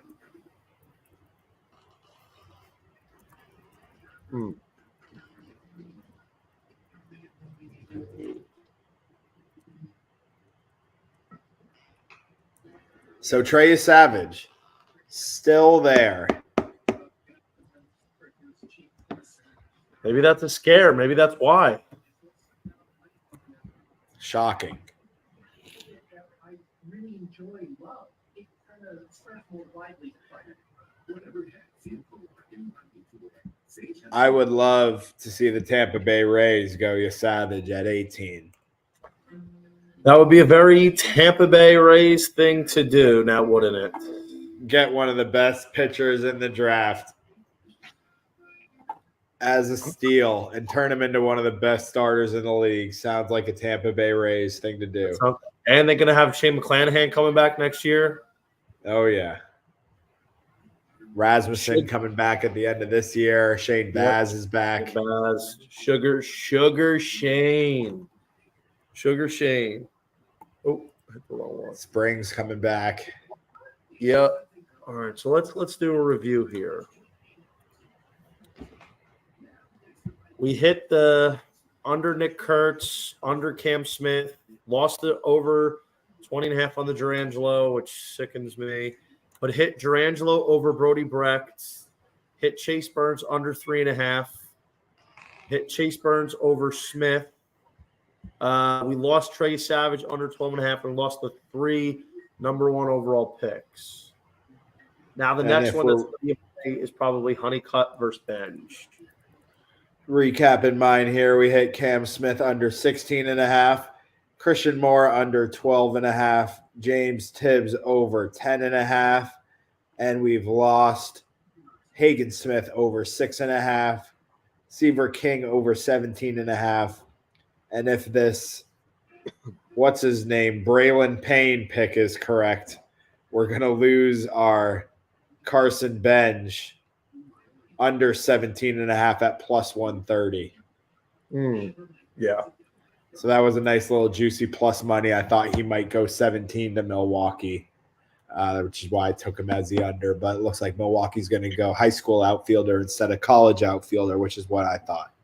Little bizarre, but yeah, I think it's a little bizarre. Oh, and we actually just cashed Ryan Waldschmidt over 16.5 at minus 145 because he's. I was going to play that, and so we'll cash that one as well. The next one in play that we have here is Malcolm Moore. Oh, 26 over 26 on Malcolm. 26. The Tampa Bay Rays are taking prep shortstop outfielder Theo Gillen. We're on a high school run here. Tone, talk to us a little bit more about Gillen in Tampa. While I go get a Bud Light. Sure. Absolutely. So with Gillen going 18 to Tampa, he's the number 28th ranked prospect on MLB.com. He was committed to the Texas Longhorns, 6'2", 195. His scouting grades are 60 hit, 55 power, 60 run, 40 arm, 50 field, and 50 overall. Looks like he had an injury in high school, which might have even dropped his stock a bit. He might have been a higher draft pick than even 18 here if he didn't get injured in high school. But it says here on MLB.com, Gillen may have the best bat of any high schooler in this draft. He's got a disciplined approach with quick hands and a sweet left-handed swing. With a 20-homer floor, he should develop more pop as he adds more strength to his 6'2" frame. So the Tampa Bay Rays are getting an 18-year-old project here, but sounds like a stud nonetheless. Shortstop, second baseman out of Westlake, Texas. Okay. Very interesting. Like, the high school run happens in every draft. A lot of it is because certain teams want to take a cheaper player. The high school players almost always are the cheaper way to go. But with the high school guys, most of the time you have to be willing to wait on them for 4 years, maybe 3 if you're lucky, if they pan out. So I don't know. Yeah, and what I think has made the college baseball and the MLB draft in general more appealing over the last few years is that these college guys are getting up much faster than they ever have in the past. Yeah. So it's not like when you're seeing these guys get drafted, you have to wait 3 or 4 years to even see them on your team, which is, I think, going to help grow the game a lot. And I think at 19, we could maybe see your guy Vance Honeycutt go. Yeah, I think they needed a pitcher. So if they could get you Savage, I mean, honestly, I would love Honeycutt as a Met, but they already have Drew Gilbert playing center. Obviously, Gilbert wouldn't play center over Honeycutt, but like they have bats. But I guess if they let Pete Alonso go, I just think they need a pitcher more. Like Brandon Sproat's he's coming up. Tidwell. Yeah. He's been nasty this year. But yeah, Brandon Sproat has just shot up all prospect rankings with the year he's had in the minors this year. He's a high ceiling guy, but his floor is like, there were some command issues, but he's doing really well in the minors right now. The New York Mets are selecting Oklahoma State outfielder Carson Benj. You're shitting me. Over Vance Honeycutt. It's a sin.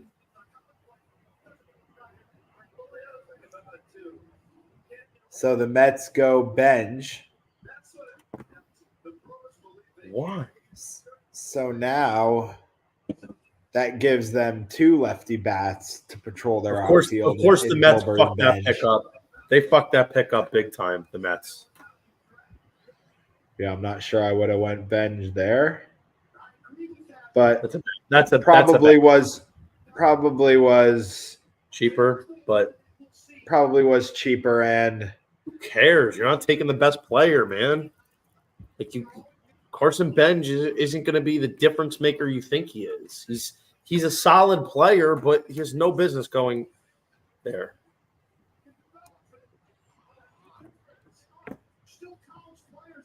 I don't get it. I don't understand that pick at all. I think it's dumb.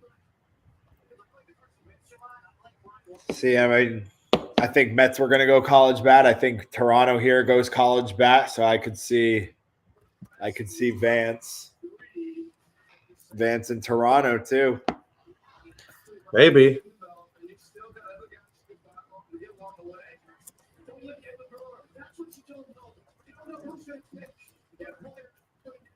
Could see a guy like Ryan Waldschmidt as well, but I'd be surprised to see Waldschmidt over Honeycutt, even though he was mocked to go there sometimes.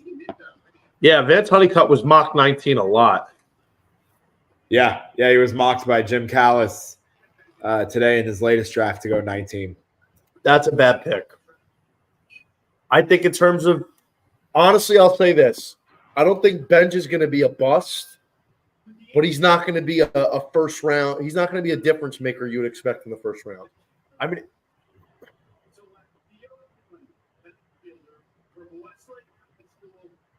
I would have preferred it for them to take Tommy White if they were going to do that. Like, I don't understand the love for Carson Benj. I think he's a solid player, but he's not as much of an impact guy as a Vance Honeycutt or a Trey Savage. They had an opportunity to hit this pick hard, and they took a guy that honestly should have fallen to the late 20s. I don't like that pick, not at all. That's why I'm not a Met fan anymore, because they can't get their draft right. That's a bad pick. Yeah, I don't think Benj is a terrible player at all, but maybe wouldn't have taken him there. Would you have taken Carson Benj there? If I was looking for a college bat, I would have gone between Benj or Honeycutt, and I know you're a Honeycutt guy. I do like Benj, though. I watched a lot of their games this year, and he is a very good player. Benj? I actually had him under 17 and a half. Yeah, I actually had him under 17 and a half. I thought he was going to go 17 to Milwaukee. Well, that's what they were projecting. Wow. Finally. Finally. Trey Savage is going to Toronto. Joe Doyle doing his best ruin the draft impression. But just kidding, Joe. We love you. But yeah, I had no idea Savage, Joey Doyle was going to be the Woj bomb of the MLB draft here. yeah, He's even faster than. It's a great pick. That is a great pick. If Savage is medically checked out, he's going to be a stud. Yeah, I mean, 6'4", 225, 60 grade fastball, 60 grade slider, 60 grade splitter. His fastball brushed 100. Like he gets up 97, 99 pretty frequently. He doesn't really dip below 95 too often. Yeah, I mean he's nasty. He dominated. I mean he 2.02 ERA, 145 Ks. Nasty. The lost Honeycutt over bench plus 110. That got up to like plus 2 something. I didn't end up doing anything Carson Bench in terms of just like over or under. But I probably would have had him in the 20s, like mid 20s at least.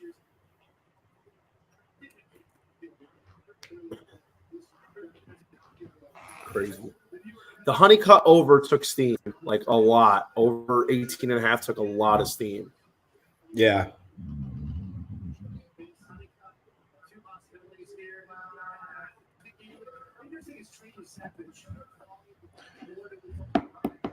Best available prospects. So it's going to be Caminiti now at 15. Sloan at 19. 2 high school pitchers. Then you got Tommy White at 20. Brecht at 21. Vance at 22. Waldschmidt at 23. Walker Janik at 24. Malcolm Moore at 26. Who do you think goes first, Janik or Moore? I think Moore will go. Yeah, they've got them slotted right next to each other in their prospects. Yeah.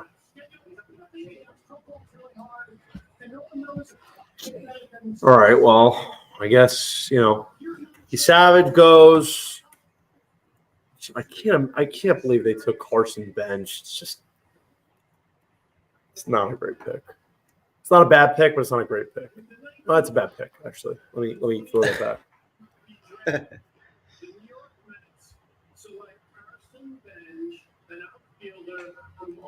He's not going to be a two-way player. Like they love their Oklahoma State guys. They took Nolan. What's his name? Nolan. I'm bugging. Nolan. On the Mets? Yeah. Nolan. You lost me. I'm losing my mind. Nolan McLean. Oh, God. Oh yeah. From a while. Guys, I don't get it. From the 3rd round last year. Yeah, I don't know.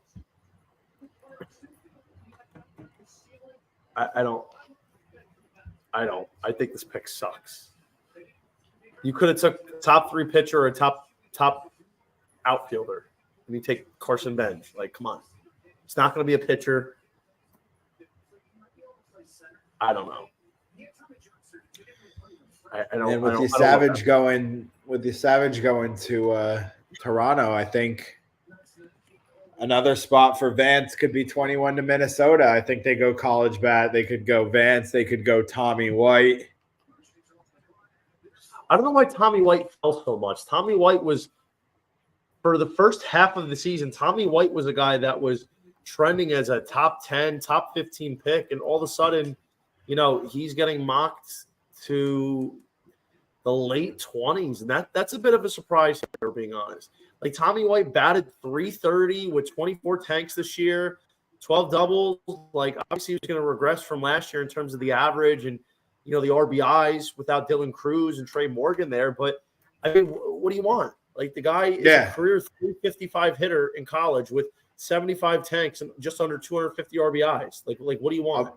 Yeah, absurd. And defensively, he improved so much. He improved so much as a third baseman this year that he could legitimately stick there. Yeah, he's just been great, and I think he would be a great pick in the early 20s. I know you said he's being mocked in the late 20s, and I saw that too. But, I mean, I feel the Twins, I wouldn't think that would be a bad pick to take him at 21 here. I don't think the Orioles really would be in on him or a college bat, really, just because they're stacked. I think they might go more Brody Brecht or maybe even high school arm. But yeah, Minnesota at 21, I think could go Honeycutt or Tommy White, maybe Billy Amick. Could be. That's pretty early for him, though. I know you have an over on his 30. But yeah, I mean, I can't imagine taking Amick over Tommy White. Yeah, Tommy White is thinking best college bats available. I can't believe Carson Bench went before Honeycutt and he went to the Mets. Like, why would the Mets take him? Here's the thing. I don't think Benj is a bad player. I think he's a solid guy. It's just when you're considering the ceiling, I think Benj is maybe a 280 hitter with 20 home runs. Like, right. It's seems like take here. Seems like a Drew Gilbert type, but maybe not even as good. Honestly, I think he could be better than Drew Gilbert, truthfully speaking, potentially. But you're not getting a guy that's like going to be in an MVP race. Yeah. Vance Honeycutt is the guy that could be in an MVP. Like, if you're the Mets and you're potentially losing Pete Alonso, you need a splash guy that can carry the lineup when he's hot. And that's Honeycutt. Oh, yeah. Honeycutt is a legitimate 40-40 potential guy if things work out for him. He's a splash acquisition, slash pick. I think Benj is a good pick if you have a championship-esque roster built out. And that's in addition, you're going to slide into the top 5 or 6 picks of your lineup one day. The way the Mets are being built right now, they don't have anything close that resembles a team that could even go to the World Series, let alone win. That's my opinion. Especially if you lose Pete Alonso, which they very well could. Yeah, agreed.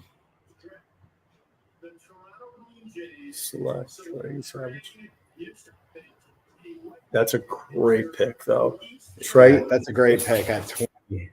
I mean, he could have gone top 10, and I wouldn't have been surprised. Yeah, it's crazy. I can't believe Savage fell.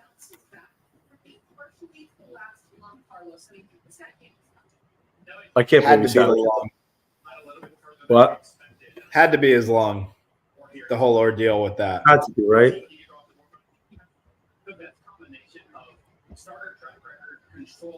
I'm thrilled that the Red Sox took Montgomery, but I wouldn't have been upset at all if Savage went 12. And then he goes 8 spots later to another team in the same division.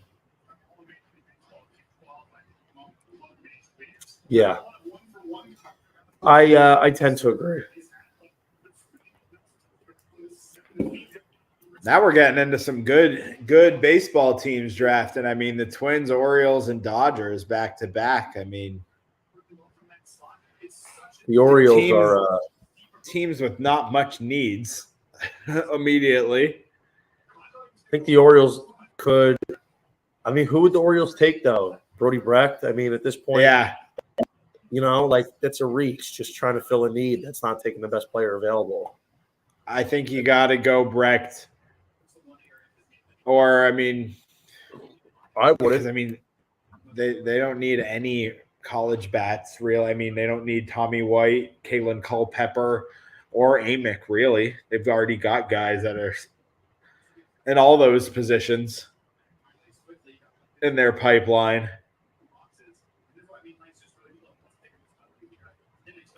Had to be the line that kept you Savage off the board this long. Or on the board this long.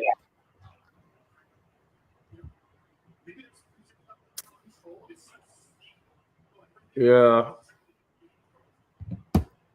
I don't know. So weird. So weird. I think Toronto got a steal though. I think this is a steal of a thing. Absolutely. Yeah, I mean, if he's healthy and that was just a little scare, and we're not going to hear anything more about it for the rest of his career, I think that's an absolute steal. Yeah, getting the 11th ranked prospect at number 20, can't beat that. Very good, very good.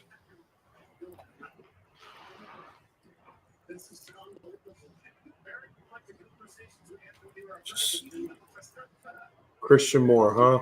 Yeah, Christian Moore and Tony V up on MLB Network talking right now. It's nuts.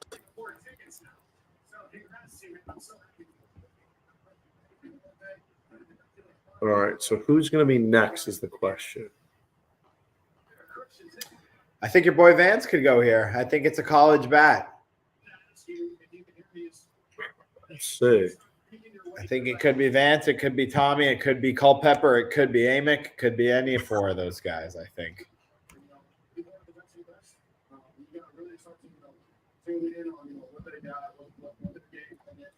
The worst part about the draft is hearing people who don't know anything about the sport just live tweeting about it, like they know it's good. Oh, that's why I'm not even on Twitter, because I can't drives me stand that nuts. stuff. There's only about 10 or less people that I trust in their college baseball opinions on Twitter. I know, because there's only about 10 or less of us on a Monday and Tuesday and Wednesday afternoon that are tweeting about the games going on. So if you're not one of those guys that are watching the midweeks and tweeting about them with us, I don't even follow you.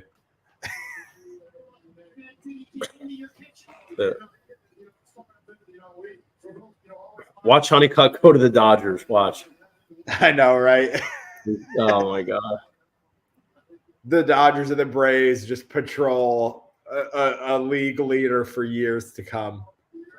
Or it's oh, let's see the Dodgers. How did they get Honeycutt? Because you guys are dumb. Why? Because you're dumb and let him fall all the way to you.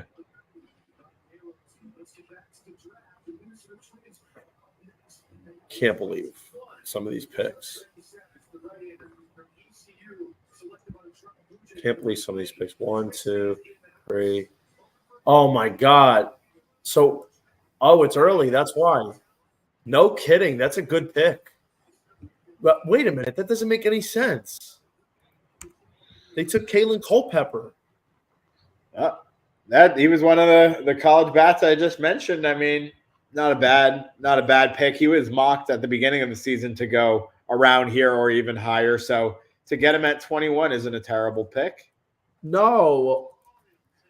I saw him play when he came to Orlando this year and played UCF, and he's a good-looking baseball player in person. I'm a big Kalen Culpepper guy. I was actually looking at taking him over Tommy White in the draft prop, but I don't understand why the Twins are taking Culpepper. They have Carlos Correa. They just drafted Brooks Lee. He just got called up, and now you have another shortstop. Yeah, I think that I don't know. I mean, I don't understand at this point, I think they were kind of just going college talent. I mean, 55 hit tool, 60 arm.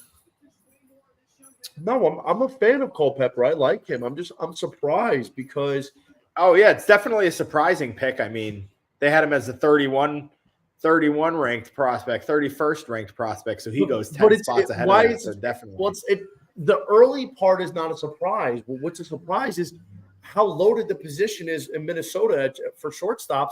I don't know why they took him. Do you think they would move him to another position like second base? That's what I mean. He's too athletic to play second. But even then, they've got guys like Edward Julian and stuff there.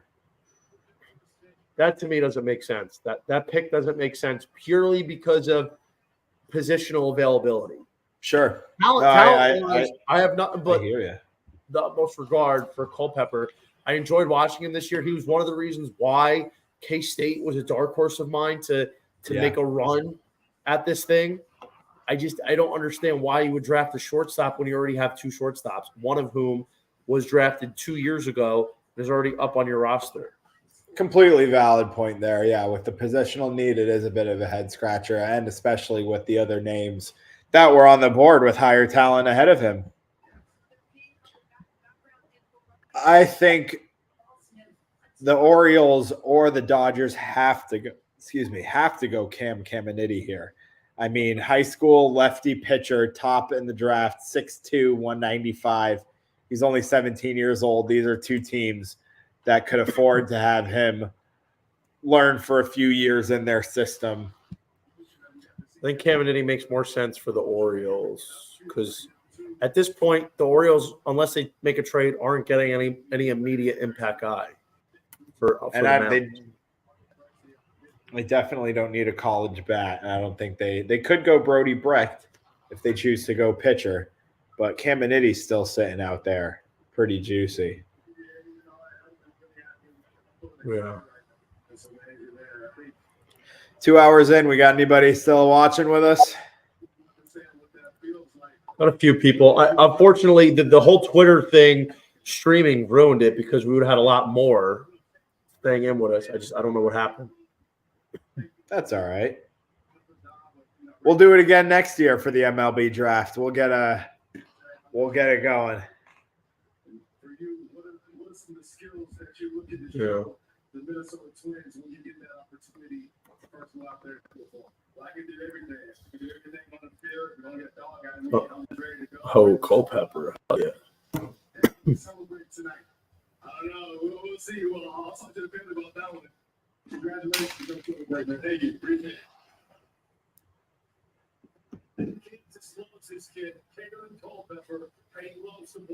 Oh, yeah. There goes your boy to Baltimore, dude.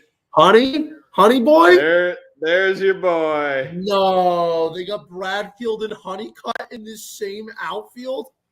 Your boy. That is awesome, dude. The Orioles are nasty. Oh my God, they hit a grand slam.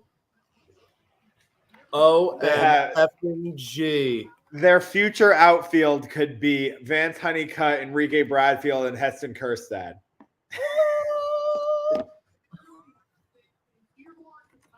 Stud after stud after stud. And then in their infield is Jackson Holiday, Kobe Mayo.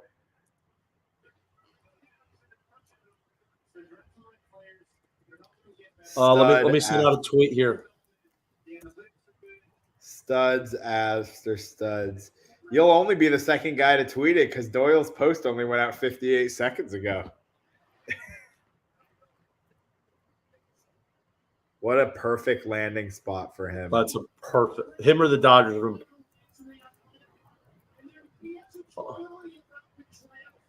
Oh my God.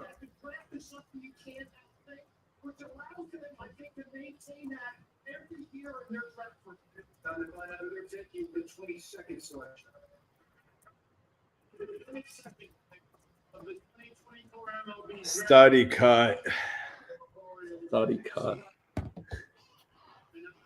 Wow. Wow. The Baltimore Orioles just retool and reload. Oh my God.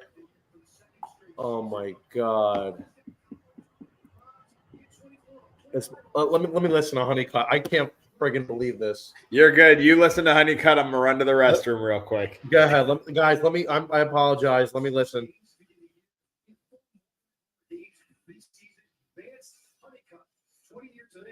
Going to the Orioles, Harold. I love the man. He's a tremendous baseball player.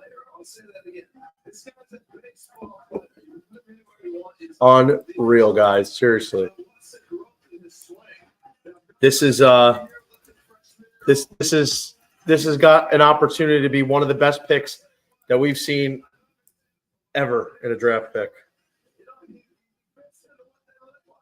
This is I don't think you guys understand how good Honeycutt can be. Honeycutt can be 40-40, batting 300-ish, winning a platinum glove It's unreal.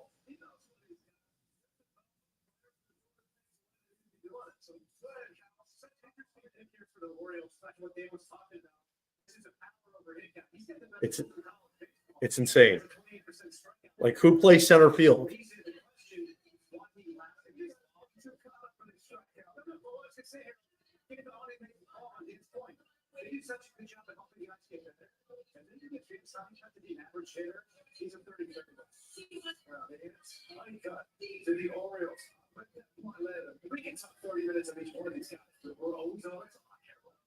It's not the highest, is it? It's unreal. All right, you got your solo Honeycut Love Fest out of the way. I needed it. I needed it. I still had the AirPod in, so I heard you. Wow, the Dodgers are going prep shortstop Kellen Lindsey with the number 23 pick. Who? Kellen Lindsey, prep shortstop, high schooler. Who the fuck is that guy? I mean, listen, the Dodgers can afford to go high school. You know, exactly. That's why they did. Number 29 ranked prospect out of Hardy, Florida. Imagine Tommy White went. That's insane. That would have been nice too. That's insane. Oh my God, I can't believe it. Kellen Lindsey. God, it's so bizarre. I heard his name popping up here and there, but not really in the high 20s. But with the Dodgers going high school player, it's not that surprising.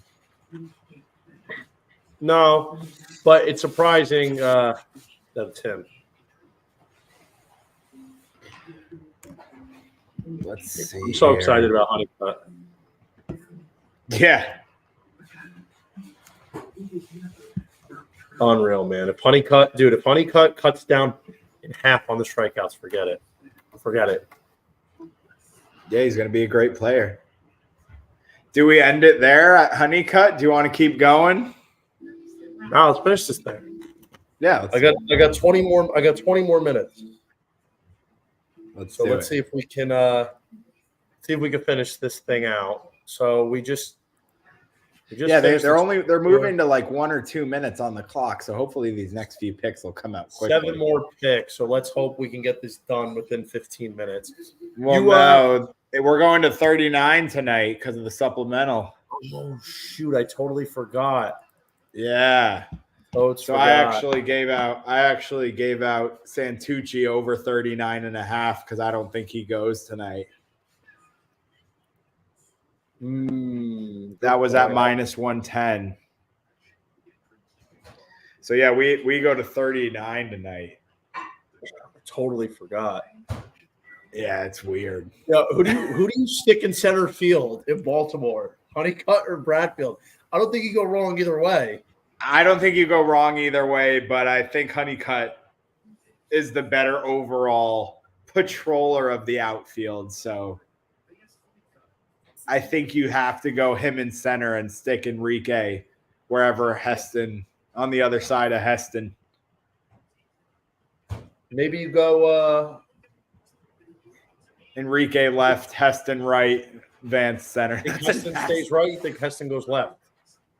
Yeah, I mean that's what I mean. Whatever Enrique and Heston prefer. Hold on. Let's see what the great Tony V says.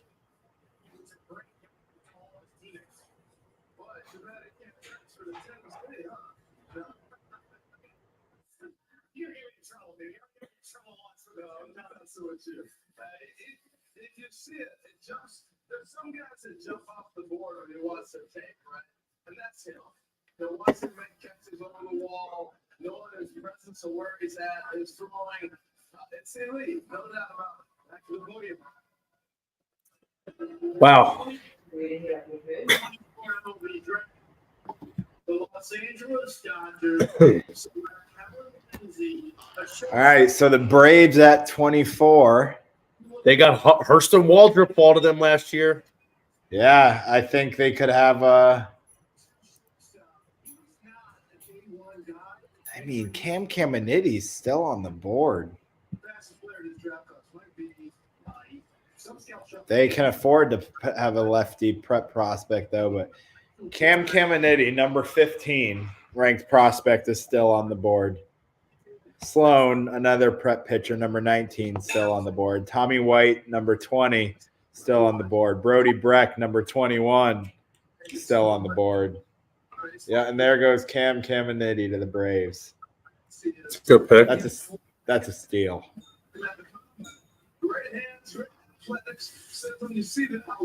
That's a steal at 24 for one of the better teams in baseball to get the best lefty project in the draft. That's a great pick there. Caminiti, the Braves. Yeah. That's one of the better picks, I think, so far in the first round. Yeah, I mean, always weird about high school guys just because of the lack of experience, but you can't count them out, though. I'm not. It's just hard because, like, a lot of them spend a lot of time in the minors developing when they could have spent it in college. I know, and we're college baseball guys, but we still have to show our respect to the high schoolers. True. Don't make me feel bad about it. So I'm not sure I showed much respect to Kellen Lindsay at 23, but I'll show it to Caminiti at 24. That's great.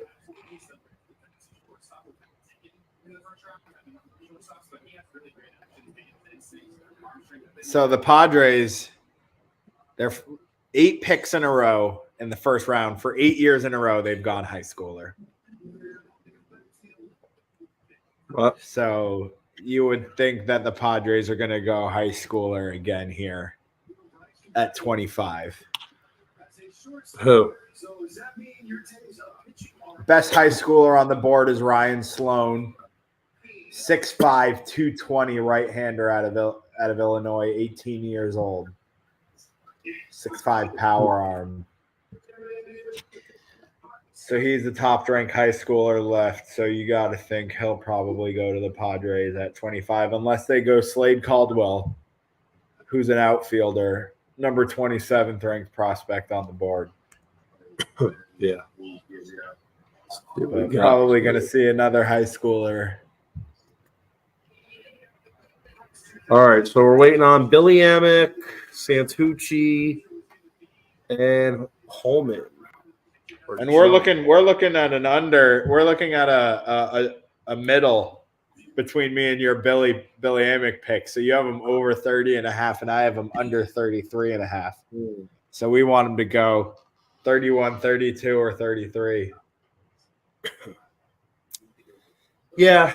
Let's see. I'm interested here. My next pick actually is Malcolm Moore over 26.5 at plus 120. So that's actually looking pretty good right now. So if Malcolm Moore doesn't go in the next 2 picks, there's been no catchers off the board, and there's a few good catching. Like Jacob Cozart was a guy that was like being talked about as a top 20 pick for like the first couple months of the season. And I think he's going to be the 4th catcher off the board. Yeah, he might be. I'm a little surprised that. Yeah, I'm surprised, but I mean that just shows you that the talent that there is. I mean, Walker Janik, Malcolm Moore, and Caleb Lomavita all will probably go tonight. Yeah. At some point in 39. I think they all go. But we're looking to cash that Malcolm Moore over 26.5 at plus 120 in the next couple picks, which would be the first plus money banger that we hit. So we got Braves. Community.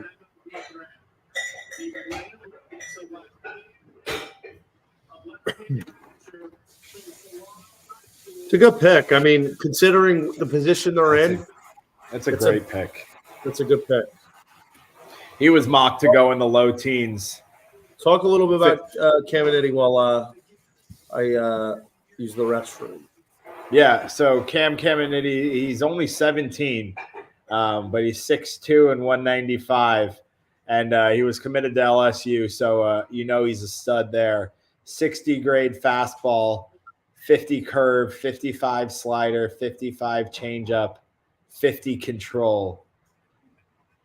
He was actually thought to be one of the top prospects in next year's draft, in the 2025 draft, but he reclassified to this year, making him one of the youngest players in this year's draft because he's still only 17.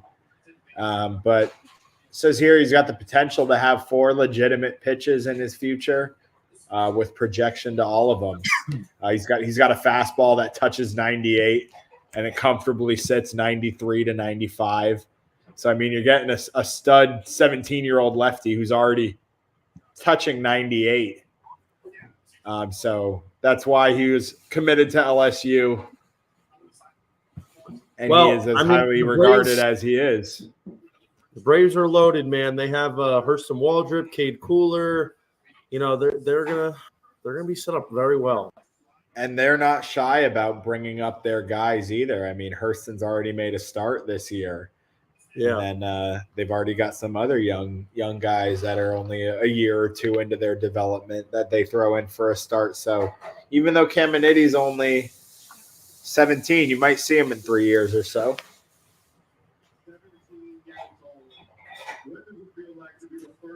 Yeah, I think so. So then Padres here. Got to go high schooler since they've gone high schooler 8 years in a row. So you're looking at Ryan. Have they gone high schooler 8 years in a row? Yeah, in the first round, Padres.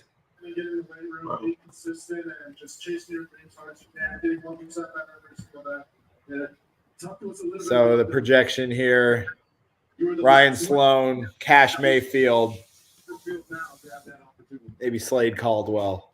A couple of the top high school names on the board. Very interesting. Very interesting.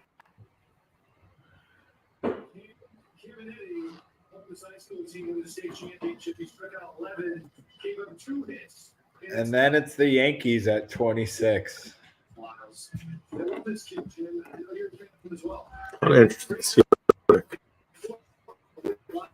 I think the Yankees could go Brody Brecht.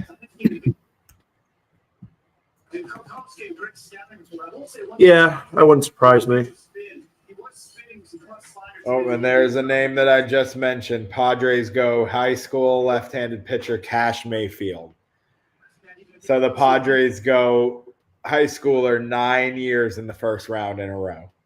That's impressive. That's a good find by you. Cash Mayfield, huh? Cash Mayfield, number 30th ranked prospect in the draft. 6'4", 200 lefty. Bats left and throws left. He was committed to Oklahoma State. Okay. 55 fastball, 50 curve, 60 changeup, 55 control. He was the Gatorade Oklahoma High School Player of the Year. Touches 96 with his fastball. Reaches 97 with some sidearm carry. Cash Mayfield, 6'4" lefty pitcher, going to San Diego. Can't believe Baltimore got Honeycutt. It's such a great pick. Dude, is it crazy to say he's going to be he's boom or bust? I don't think it's crazy to say that he'll be a multiple all-star. I mean, like, he's the kind of guy, 2020 easy. You said 40-40, which is generous. But I think Vance Honeycutt there is easily one of the best picks in the first round. I do too. I think Honeycutt definitely. Who would you say so far is the best pick? The best pick so far, and that's got to be Cags at 6 to Kansas City. I think so too. I think it's Cags and then Honeycutt. I think Cags at 6 to Kansas City is great. I think Montgomery at 12 to Boston is great. I think Savage at 20 to Toronto is great. I'd probably say those are the top three, and then Vance Honeycutt at 22 and Cam Caminiti at 24 to round out my top 5 value picks so far. It's fair. Worst picks. Worst pick so far. I'm going to have to go. I don't want to say Bazana at 1 because I think he's a great player, but I wouldn't have taken him at 1. I think there was a lot better players available at 1. I'm not sure I would have taken Kurtz at 4 with Kaggs, Weatherholt, and Hagen-Smith all still on the board. I'm not saying it's a terrible pick, but it's a questionable pick. I think Seaver King at 10 is the worst pick. So far. I agree. I think King at 10 is the worst. I think Bazana at 2 or 1 is the worst, is the second worst. I think Carson Bench at 19 is the third worst. I think taking PJ Morlando and Braylon Payne at 16 and 17 back-to-back are two of the biggest surprises because they were at 43 and 53 respectively in prospect rankings. So that's not a mock. That's just where they were ranked. They were ranked as the 43rd and 53rd best players in the draft, and they went 16 and 17 back-to-back, which was pretty surprising there too. Who do you got with the Yankees? 26. Best prospects still on the board are. I think Tommy White makes a ton of sense here. Yep, he's the number 1 prospect on the board at 20. Then you've got Brody at 21. You've got Ryan Waldschmidt at 23. You've got Walker Janik at 24. Are you kidding? The Yankees are going with Ben Hess? No. Wow. No. The number 44 ranked prospect on the board. Listen, don't get me wrong. Ben Hess is a solid starter. I watched a lot of him at Alabama. He was a Friday guy for a while, but he was projected as a first rounder before this season, and then he didn't have the best year that everyone thought he would. I actually was at the Tallahassee Regional, and I was at the game where he lost to Stetson. In the regional there, and he didn't look great. He's got some good stuff. Yeah, he's a strikeout guy. I mean, he's got pop. He's got good pop on his pitch. He looks like a good pitcher, but he just didn't have that great of a year. As the 44th ranked prospect in the draft to go at 26 to the Yankees, that's another one of my bigger surprises on the board so far. That's a surprise. I didn't like that pick. Do not like that pick. Doesn't it just make perfect sense, though, that a guy like Tommy White falls to a team like the Phillies at 27? Can't you already picture him in a Phillies uniform? I could. I could already see a photoshopped image of Tommy White in a Phillies uniform easily. And I think he's got to go next here. I don't hate Ben Hess, but I think that's a reach. I don't, Ben Hess right now it is profiles more as a 4 starter. Oh yeah. No, it's extremely a reach. I mean, you've even got for the Yankees, a team that doesn't need somebody right away. You've got a guy like Ryan Sloan out of high school, same kind of build as Ben Hess, but 35 slots higher in the prospect rankings than Ben Hess. So you go college righty, and he was the best college righty left on the board if you are looking for a righty pitcher. But another guy, Luke Holman at 45 on the prospect rankings, you could say he's even better than Ben Hess as a college righty. I don't love it. Don't love it. But I don't love the Yankees either, so I don't mind seeing them take bad draft picks.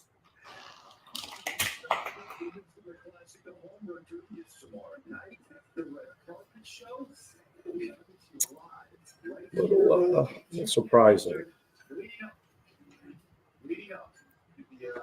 Little surprising.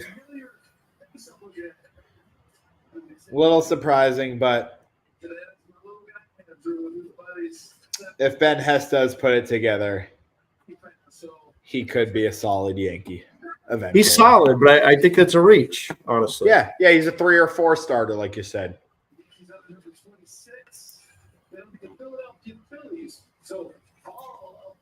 Unfortunately, I am being called away for prior engagement.